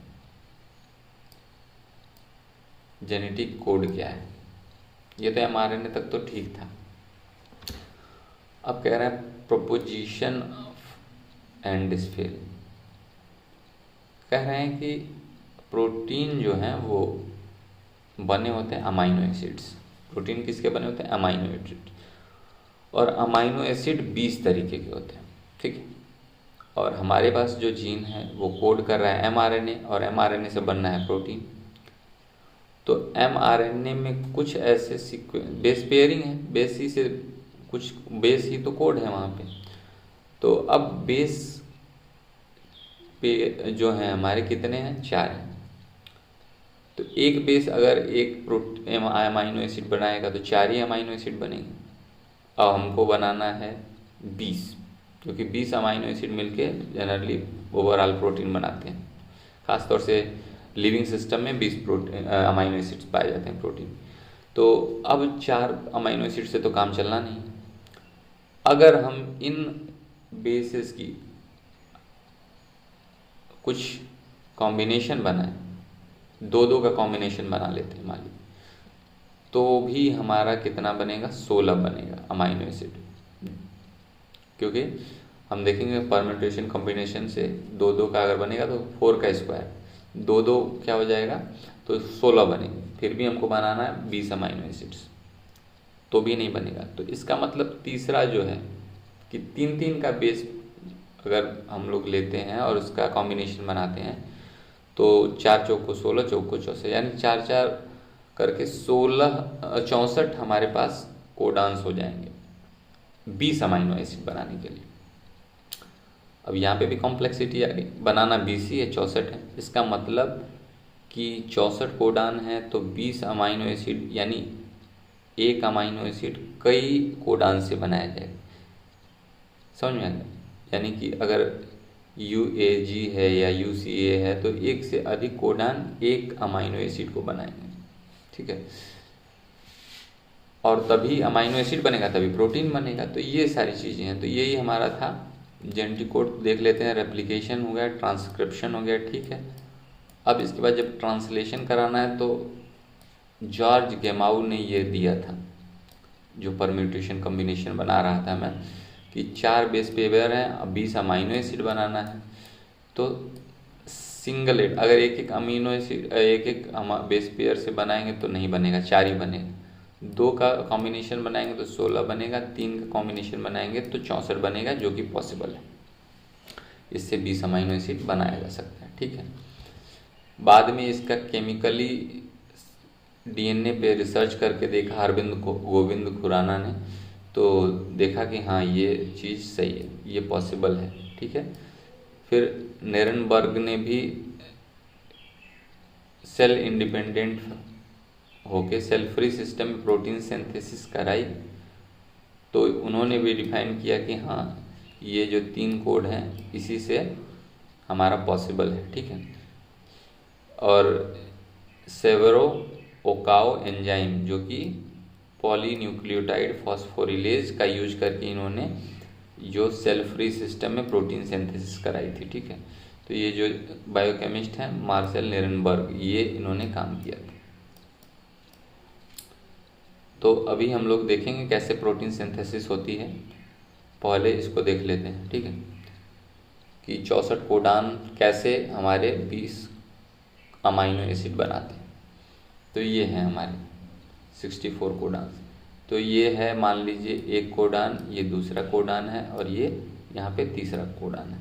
तो मल्टीप्लाई करते हैं तो U और यहाँ पे U, तो ये बना U, ऐसे U और यहाँ पे C, इस तरह करके ये बन जाता है। तो एक फेनाइल एलानिन नाम का हमारा अमाइनो एसिड बनता है। ये ल्यूसिन है, ये सेरीन है, ये कोई भी हमारे अमाइनो एसिड को कोड नहीं करता है। तो इस तरह का जो हमारा कॉम्बिनेशन है इसको बोलते हैं स्टॉप कोडॉन। ये सिस्टीन है, ठीक है, ये आर्जिनिन है, ये हिस्टिडीन है, ठीक है। इस तरह से ये प्रोलीन है, ये थ्योरोनाइन है, ये स्पार्टिक एसिड है, ये ग्लूटामिक एसिड है।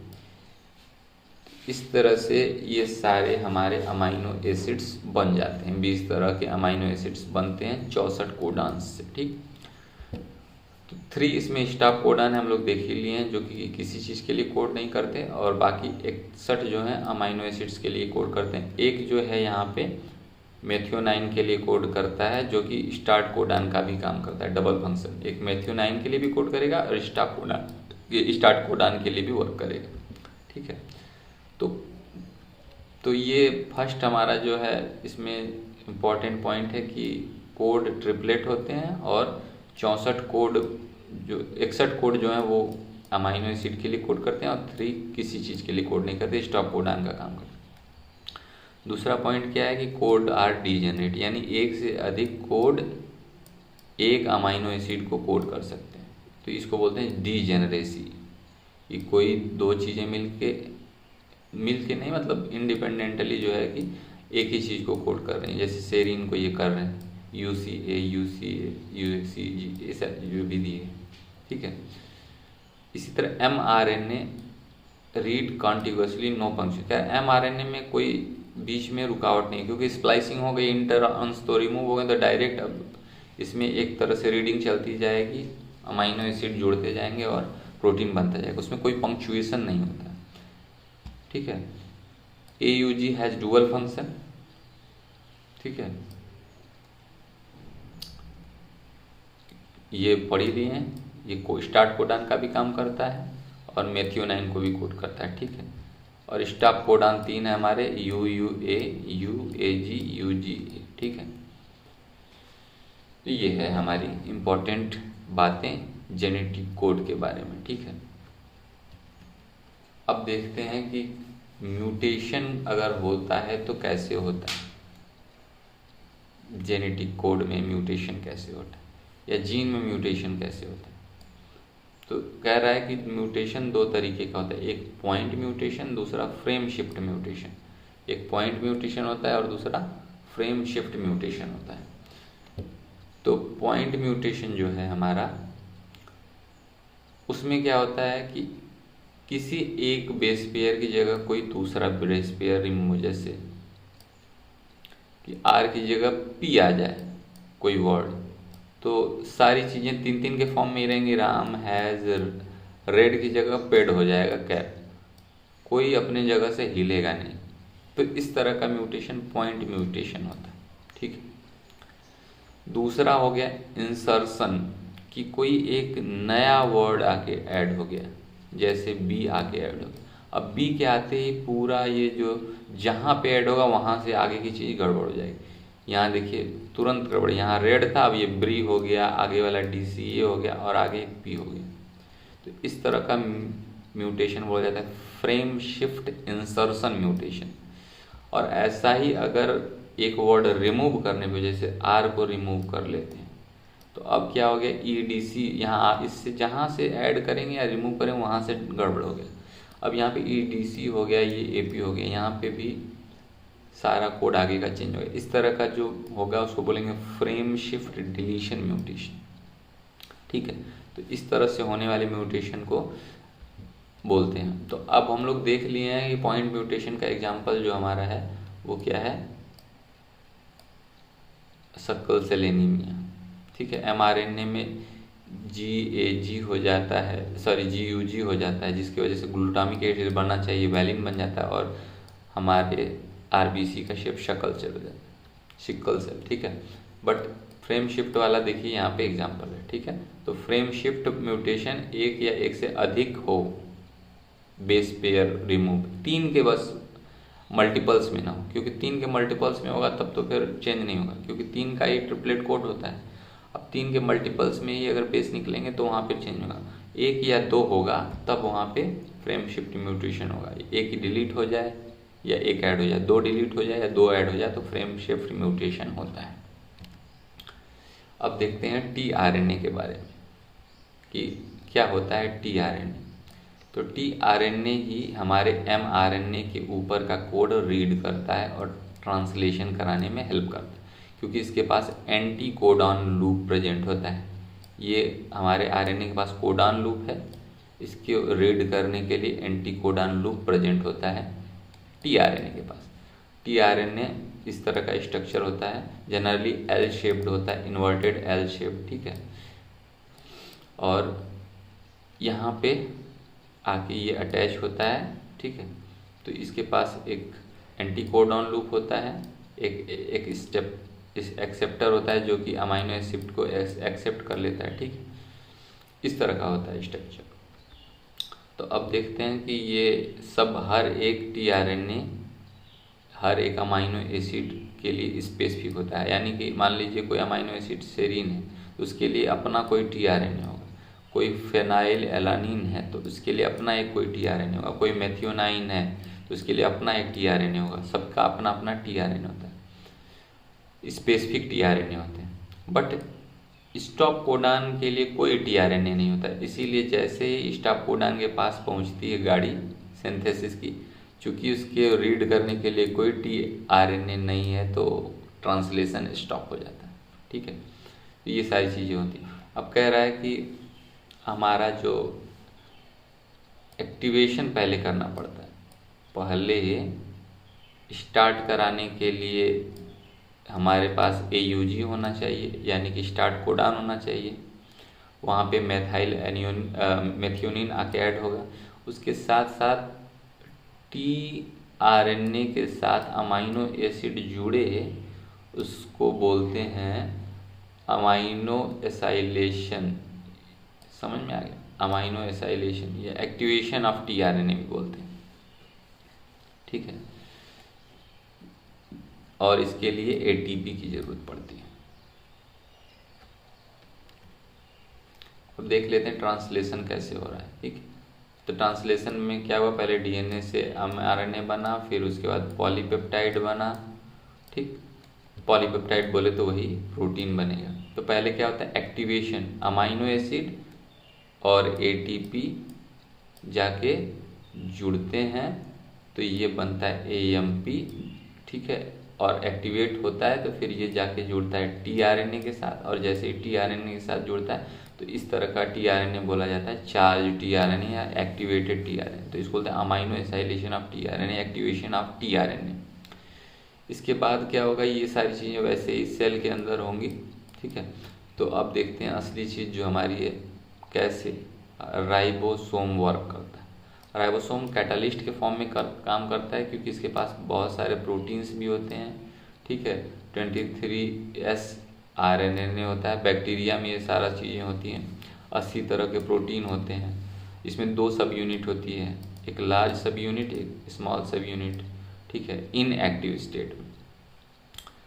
तो जो हमारा लार्ज सब यूनिट है वो इधर एक्टिवेशन, वो आपका पॉलीमराइजेशन कराएगा, और स्मॉल सब यूनिट mRNA पर जाके कोड को रीड करने में हेल्प कराएगा।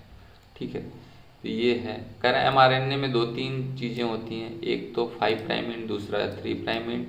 कह रहा है इसमें एक UTR होता है, अनट्रांसलेटेड रीजन, जो कि बहुत इम्पॉर्टेंट है इफिशिएंट ट्रांसलेशन के लिए। हालांकि ये किसी अमाइनो एसिड के लिए कोड नहीं करता पॉलीपेप्टाइड में, बट ये ज़रूरी है अच्छे से अगर ट्रांसलेशन कराना है।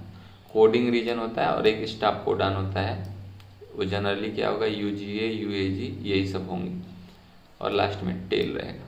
ठीक है, टेल एंड पे भी कोई एक ट्रांसलेशनल यूनिट होगी जो भी कोड नहीं करेगी। ठीक है, अब कह रहा है इनिशिएशन कैसे होता है ट्रांसलेशन का।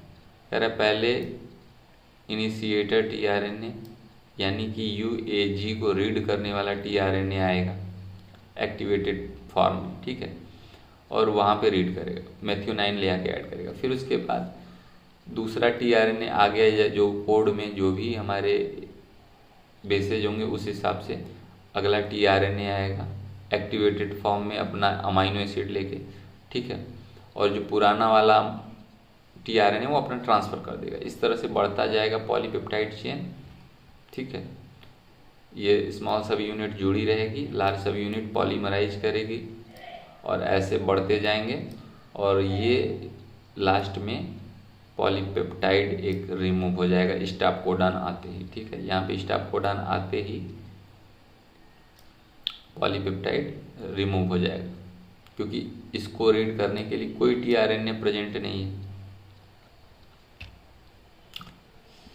अब देखते हैं रेगुलेशन ऑफ जीन एक्सप्रेशन, कि जीन एक्सप्रेस कैसे होता है। जीन हमेशा वर्क नहीं करता है, जीन को वर्क करने के लिए, जैसे अब हमारा है आइज बन गया, आइज को बनाने के लिए जो जीन रिस्पॉन्सिबल था वो एक्सप्रेस जब होना था हो गया, अब वो हमेशा एक्टिवेट नहीं रहेगा। या सलाइवा बनाना है, उसको बनाने के लिए जो जीन रिस्पॉन्सिबल हमेशा एक्टिवेट नहीं रहेगा।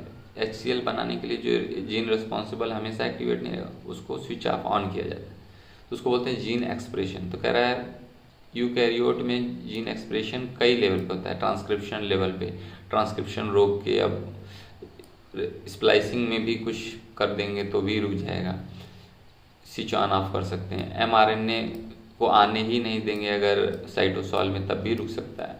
ट्रांसलेशनल लेवल पे भी रोक सकते हैं, तो कई लेवल पे भी रोका जा सकता है। बट प्रोकैरियोटिक में कह रहा है कि जनरली ये कहाँ पॉसिबल है, ट्रांसक्रिप्शनल लेवल पे ही देखा जाता है। अब कह रहा है कि जो हमारा इकोलाई है ये लैक्टोज जो शुगर है उसके लिए एक एंजाइम रखता है बीटा गैलेक्टोसाइडेज, ठीक है, जो कि लैक्टोज को तोड़ता है गैलेक्टोज और ग्लूकोज में, ठीक है। तो कह रहा है ये एंजाइम हमेशा नहीं बनता रहता है, जब लैक्टोज सबस्ट्रेट के रूप में प्रेजेंट होगा बगल में या न्यूट्रिएंट मीडियम में तब ये एक्टिव रहेगा, नहीं तो ये काम नहीं करेगा, ठीक है। तो कह रहा है कैसे वर्क करता है, तो RNA polymerase at promoter regulate the interaction of with accessory protein and positive activator and negative eject. कह रहा है इसमें दो तरह का है, यहाँ पे एक पॉजिटिव एक्टिवेटर हो गया, एक नेगेटिव एक्टिवेटर। पॉजिटिव एक्टिवेटर का मतलब जो इंड्यूस करे या जीन को एक्सप्रेस कराने में हेल्प करे, और जो जीन को एक्सप्रेस नहीं होने दे या रोके उसको बोलेंगे रिप्रेसर, ठीक है। तो कह रहा है कि इसके लिए एक ऑपरॉन मॉडल दिया, जैकोब एंड मोनेड जो साइंटिस्ट थे उनके द्वारा ऑपरॉन मॉडल दिया गया। वो मॉडल को हम लोग आगे देखते हैं डिटेल में यहाँ, कि ये मॉडल में उन्होंने देखा कि इकोलाई के अंदर बहुत सारे जीन्स हैं, उसमें एक रेगुलेटरी जीन है, कुछ एक प्रमोटर रीजन प्रेजेंट है, एक ऑपरेटर, और कुछ स्ट्रक्चरल जीन्स हैं जो प्रेजेंट है, ठीक है, डीएनए में। अब कह रहा है ये जो लैग आई है, लैग आई जो है यहाँ पे आई का मतलब इंड्यूसर नहीं है, इनहिबिटर है, जो कि एक एमआरएनए बनाएगा जो कि निगेटिव टाइप का काम करेगा, उसको इसीलिए बोलते हैं रिप्रेसर एमआरएनए। अब ये जो प्रोटीन रिप्रेसर प्रोटीन बनाएगा एमआरएनए, और ये प्रोटीन जाके ऑपरेटर रीजन में आके जुड़ जाता है, प्रोमोटर के बगल में होता है, जहाँ पे पॉलीमराइजेशन स्टार्ट करने में प्रोमोटर का हेल्प होता है बहुत। ऑपरेटर क्योंकि यहीं से आरएनए पॉलीमरेज जुड़ेगा, यहीं पे आके प्रोमोटर रीजन में आरएनए पॉलीमरेज जुड़ता है और सबकी पॉलीमराइजेशन कराएगा। बट ऑपरेटर रीजन में आके ये रिप्रेसर प्रोटीन बाउंड रहता है, जैसे देखिए यहाँ पे ये जुड़ा हुआ है। अब ये आरएनए पॉलीमरेज को आगे बढ़ने ही नहीं देता है, रुकावट पैदा करता है, ठीक है। बट जैसे ही मीडियम में हमारा प्रेजेंट होता है क्या, लैक्टोज शुगर, जैसे ही ये प्रेजेंट है, लैक्टोज शुगर जैसे ही प्रेजेंट है मीडियम, ये लैक्टोज शुगर जैसे ही प्रेजेंट है, ये लैक्टोज शुगर, ये लैक्टोज शुगर जैसे ही प्रेजेंट है, ये एक तरह से इंड्यूसर का काम करता है। और इसमें एंट्री कौन कराएगा, ये जो 3 एंजाइम हैं उसमें से परमिएज जो है वो सेल में हेल्प करता है एंट्री कराने में, किसकी, लैक्टोज की। बट हम पढ़ें कि अभी तो एमआरएनए सिंथेसिस किया ही नहीं, तो फिर कैसे ये बन रहा है हमारा परमिएज। तो इसका आंसर ये है कि परमिएज स्मॉल अमाउंट में हमेशा सेल में प्रेजेंट रहता है, क्योंकि कभी कभी ये हटता है जब हमारा रिप्रेसर प्रोटीन, तो झटके से थोड़ा बहुत बन जाता है हमारा परमिएज वगैरह।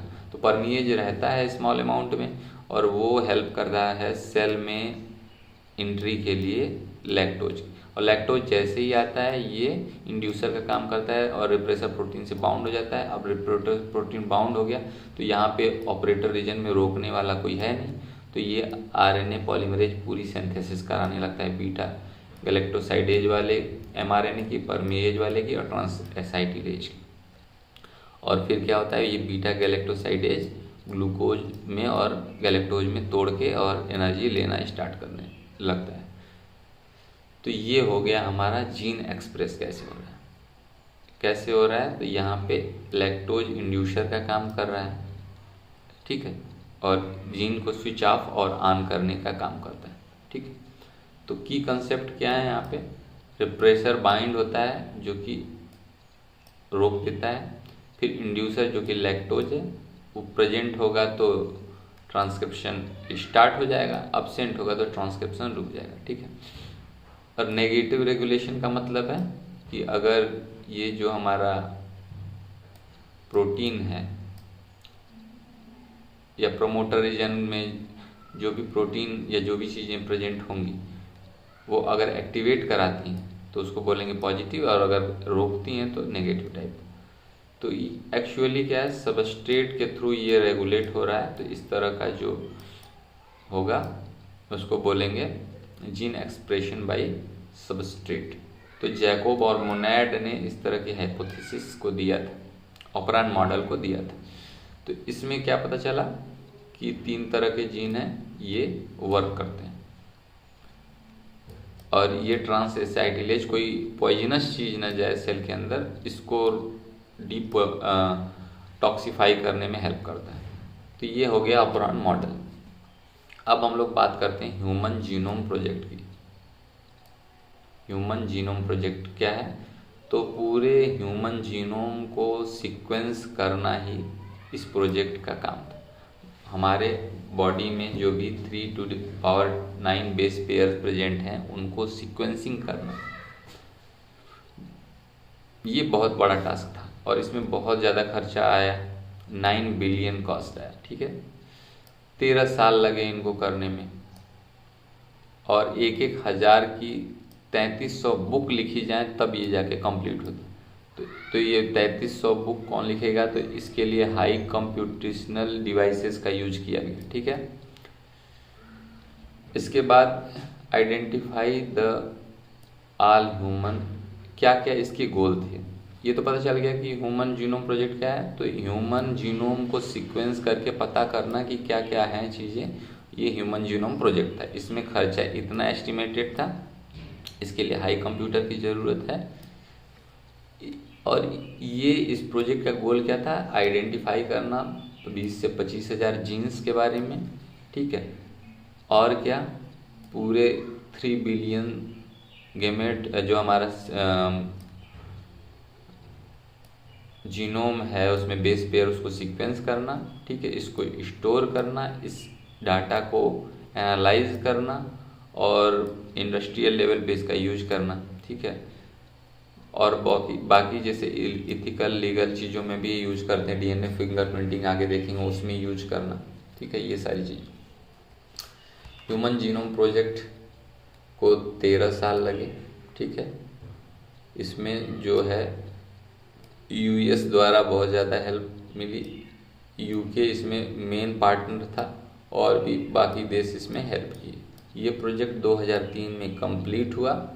ठीक, इसके बहुत सारे एप्लीकेशन हैं, जैसे डिसऑर्डर में, डायग्नोसिस में, ट्रीटमेंट में, और बायोलॉजी को बेटर बनाने में। बेटर बनाने का मतलब बहुत सारे हम डिजीज़ का हेल्प हो सकते हैं इससे। पॉपुलेशन में पॉलीमॉर्फिज्म को स्टडी करके हम लोग बहुत सारे चीज़ों की इवोल्यूशन को पता कर सकते हैं। ठीक है, तो ये जेनेटिक मैपिंग कर सकते हैं। ह्यूमन जीनो मेन अप्रोचेस क्या थी इस प्रोजेक्ट में, क्या क्या कैसे, तो 2 तरीका था। एक तो एक्सप्रेस्ड सीक्वेंस टैग। ठीक है, जो जीन एक्सप्रेस होते हैं उन्हीं को केवल कोड किया जाए। ठीक है, दूसरा था होल जीनोम को सीक्वेंस किया जाए, पूरा जीनोम ACTG जितना है पूरा इसको सीक्वेंस कर दिया जाए। ठीक है, तो सीक्वेंसिंग के लिए क्या क्या चीज़ें ज़रूरी हैं, पहले डीएनए निकालना पड़ेगा, उसके छोटे छोटे फ्रेगमेंट बनाने पड़ेंगे, क्योंकि बहुत बड़ा फ्रेगमेंट को स्टडी करेंगे तो एरर्स आ सकते हैं। ठीक है, फिर उसकी क्लोनिंग करनी पड़ेगी या एम्प्लीफिकेशन करना पड़ेगा, ताकि जो हमारा क्लोनिंग करने के बाद ज़्यादा हमारा प्रोटीन वगैरह जो बनेगा तो उससे एनालिसिस एक्यूरेट पता चलेगी। तो क्लोनिंग के लिए 2 चीज़ों का यूज किया गया, बैक्टीरिया और ईस्ट का होस्ट के रूप में। ठीक है, इसके बाद कंप्यूटर का यूज करके ऑटोमेटिक सीक्वेंसिंग करनी पड़ेगी। ठीक है, अब कह रहे हैं इसमें यूज क्या करते हैं, हमारे जो डीएनए में बहुत ज़्यादा रिपीटेटिव सीक्वेंसेस होते हैं, तो तो उसका यूज करते हैं हम लोग, ओवरलैपिंग रीजन्स का यूज करते हैं, ठीक है। मैपिंग चैलेंजेस क्या क्या थे, मेजर चीज़ें, कह रहा पॉलीमॉर्फिज्म इन रिस्ट्रिक्शन साइट्स, कह रहा कि पॉलीमॉर्फिज्म बहुत सारे अलग अलग लोगों के डीएनए में अलग अलग बेस पेयर में चेंजेज होते हैं, रिपीटेटिव सीक्वेंसेस में भी चेंजेज होते हैं। तो ये है, इसमें हम लोग माइक्रो सैटेलाइट्स का यूज करते हैं, ठीक है। माइक्रो सैटेलाइट्स या मिनी सैटेलाइट्स का भी यूज करते हैं। तो माइक्रो सैटेलाइट में क्या होता है, वेरी शॉर्ट टेंडम रिपीट्स, छोटे छोटे डीएनए के रिपीट्स होते हैं, जैसे 2-2, 3-3 बेस पेयर के, 6-6 बेस पेयर तक के रिपीट्स, बहुत सारे डीएनए 20 रिपीट्स, 30 रिपीट्स ऐसे हो सकते हैं।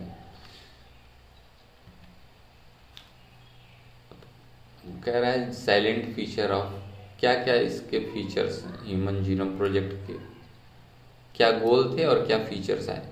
तो जीनोम का साइज इससे पता चला कि 3164 मिलियन बेस पेयर का है, ठीक है। दूसरा कि जीन का साइज जो है वो बहुत बड़ा भी हो सकता है, बहुत छोटा भी हो सकता है। जैसे 2.4 मिलियन का एक जीन है डिस्ट्रोफिन, कुछ जीन 3000 बेस पेयर्स के भी होते हैं। जीन नंबर्स जो हम लोग मान के चले थे 80,000 से 1,40,000 तक होंगे, वो जीन 30,000 लगभग मिले, ठीक है। फिर लार्ज पार्ट ऑफ जीनोम जो है हमारा, ये पता चला कि रिपीटेटिव सीक्वेंसेस का बना हुआ है, जिसको बोल सकते हैं माइक्रो सैटेलाइट्स या मिनी सैटेलाइट्स, ठीक है। इसके बाद क्या है, क्रोमोजोम नंबर 1 जिसके पास सबसे ज़्यादा जीन थे 2968, ठीक है। और वाई क्रोमोजोम जो है उसमें सबसे कम जीन थे 231, ठीक है। इसके बाद देखें आइडेंटिकल बेसिस 99.9% जो ह्यूमंस में हैं वो सब बेस एक जैसे हैं, बाकी बहुत कम बेसिस में डिफरेंस देखा गया, ठीक है। कह रहा फंक्शन इज अननोन, कह रहा बहुत सारे जीन का फंक्शन तो पता ही नहीं चला, 50% जीन्स का, 50% का ही पता चला, और उनमें से केवल 2% जीन जो हैं वो प्रोटीन के लिए कोड करते हैं, 98% नॉन कोडिंग रीजन्स हैं, ठीक है। तो एप्लीकेशन और फ्यूचर में क्या क्या इसके फ़ायदे हो सकते हैं, तो कह रहा है कि बहुत सारी चीज़ें हैं, जैसे कि न्यू अंडरस्टैंडिंग पता चलेगी, बायोकेमिस्ट्री और जेनेटिक्स में इसका यूज किया जा सकता है। ग्लोबली हम लोग इवोल्यूशन को पता कर सकते हैं कि और देशों से और लोगों में और हमारे में क्या इवोल्यूशन है, ठीक है। बहुत सारी चीज़ों, डिजीज़ में भी हेल्प कर सकता है, रिसर्चेज में भी हेल्प कर सकता है। तो ये सारी चीज़ें, ठीक है, जैसे दिया हुआ है सारी चीज़ें आपको, ऑल जीन्स इन जीनोम, ये सारी चीज़ें ट्यूमर में भी रिमूव कर सकते हैं, कैसे उस जीन में मॉडिफाई करके क्या क्या चीज़ें कर सकते हैं, ये हमारे ह्यूमन जीनोम प्रोजेक्ट के थ्रू, सीक्वेंसिंग के थ्रू पता चल सकता है। डीएनए फिंगरप्रिंटिंग जो कि ह्यूमन जीनोम प्रोजेक्ट का बहुत बड़ा अचीवमेंट माना जा सकता है।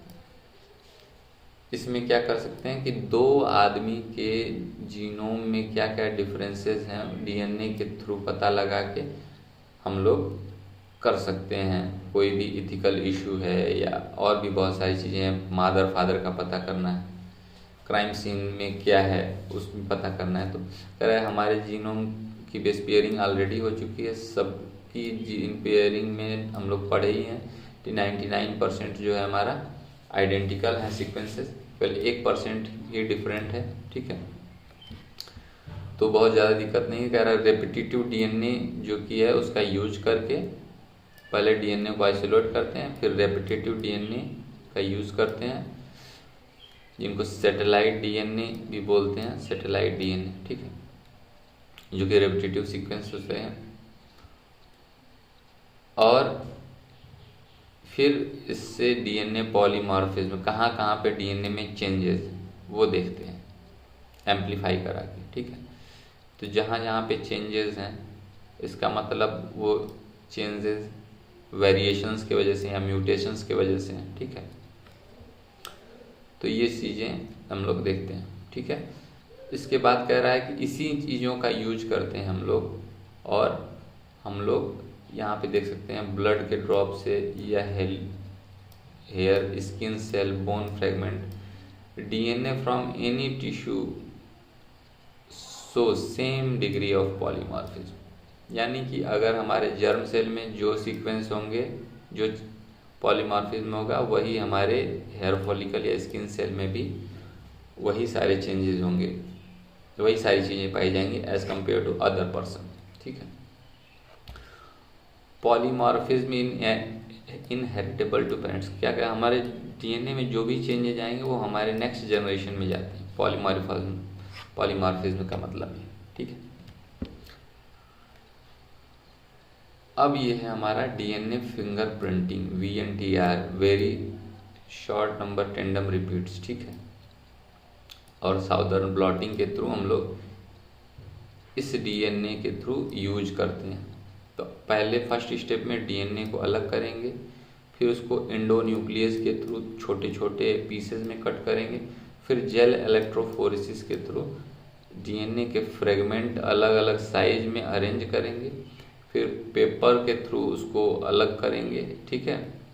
उसके बाद उसमें जो छोटे छोटे रिपीट्स हैं वो देखेंगे, रीड करेंगे। ठीक है। जैसे variable number of tandem repeats, जो कि मिनी सैटेलाइट के एग्जांपल्स हैं। ठीक है। उनको रीड करेंगे और तो देखेंगे जनरली सब में अलग होते हैं, केवल मोनोजाइगोटिक ट्विंस जो हैं उनमें ये जो है हमारे टेंडम रिपीट्स में पॉलीमॉर्फिज्म होगी, बाकी जनरली सेम ही होगा। ठीक है। जनरली इनमें सेम होगा, बाकी सब में डिफरेंट होगा। ऑटो रेडियोग्राफी के थ्रू इस पे एक्सरे पे हम लोग देखेंगे और क्या क्या हमारे बेस पेयर्स आ रहे हैं, ये चीज़ों को देखेंगे, क्या क्या चेंजेस आ रहे हैं इनको आइडेंटिफाई करेंगे। ठीक है। मेम्ब्रेन के ऊपर ये सारे डीएनए फिगमेंट चिपक जाते हैं। जो मेम्ब्रेन यूज़ करते हैं हम लोग नाइट्रोसेलुलोज की, ये फ्रेगमेंट उनके ऊपर चिपक जाते हैं और उनको जब यूवी या रेडियो एक्टिव लाइट का प्रयोग करते हैं तो उनमें ये चमकने लगते हैं। ठीक है। तो रेडियो लेबल्ड जो हैं ये सारे बेस पेयर सब दिखने लगते हैं। ठीक है। तो ये सारी चीज़ें हैं। Probes in use currently, techniques use many probes. तो प्रोब मतलब डीएनए का छोटा सा सेगमेंट है, कोडिंग सेगमेंट्स या जो भी है उसका यूज करते हैं जिसमें चेंजेस पॉसिबल है। तो इसका यूज क्या क्या है? फॉरेंसिक डिपार्टमेंट में, ठीक है, क्राइम सीन पे बोल सकते हैं, पॉपुलेशन में डाइवर्सिटी देखने में, जेनेटिक डाइवर्सिटी देखने में, म्यूटेशन देखने में, इवोल्यूशन देखने में। तो होता क्या है कि सीन कोई है क्राइम सीन, उसमें अगर डीएनए फिंगरप्रिंट से किसी का मैच कर रहा है, किसी का जैसे मान लीजिए ये है इस तरह से कोई, और यहाँ पे सीन पे ये है, सीन पे जो डीएनए मिला है इसकी फिंगरप्रिंटिंग का स्ट्रक्चर इस तरह का है और दो लोग सस्पेक्ट हैं ए और बी, और इसमें एक तो मैच कर रहा है, ये वाला और ये वाले मैच कर रहे हैं, तो ये माना जाएगा फिंगरप्रिंटिंग के थ्रू कि ये जो है आपका क्रिमिनल है। और ये चूँकि इसके डीएनए की साइज और जो भी चीज़ें हैं फिंगरप्रिंट में बेस पेयर्स वो मैच नहीं कर रहे हैं, तो इसका मतलब ये सस्पेक्ट सही नहीं है। ठीक है। डीएनए फिंगरप्रिंटिंग में यही चीज़ें यूज की जाती हैं। तो थैंक यू, सेशन यहाँ कंप्लीट होता है। आशा है कि आपको सेशन अच्छा लगा होगा और इजी लगा होगा। तो बढ़िया से बोर्ड का एग्ज़ाम पढ़ के दीजिए और लाइक कीजिए। धन्यवाद।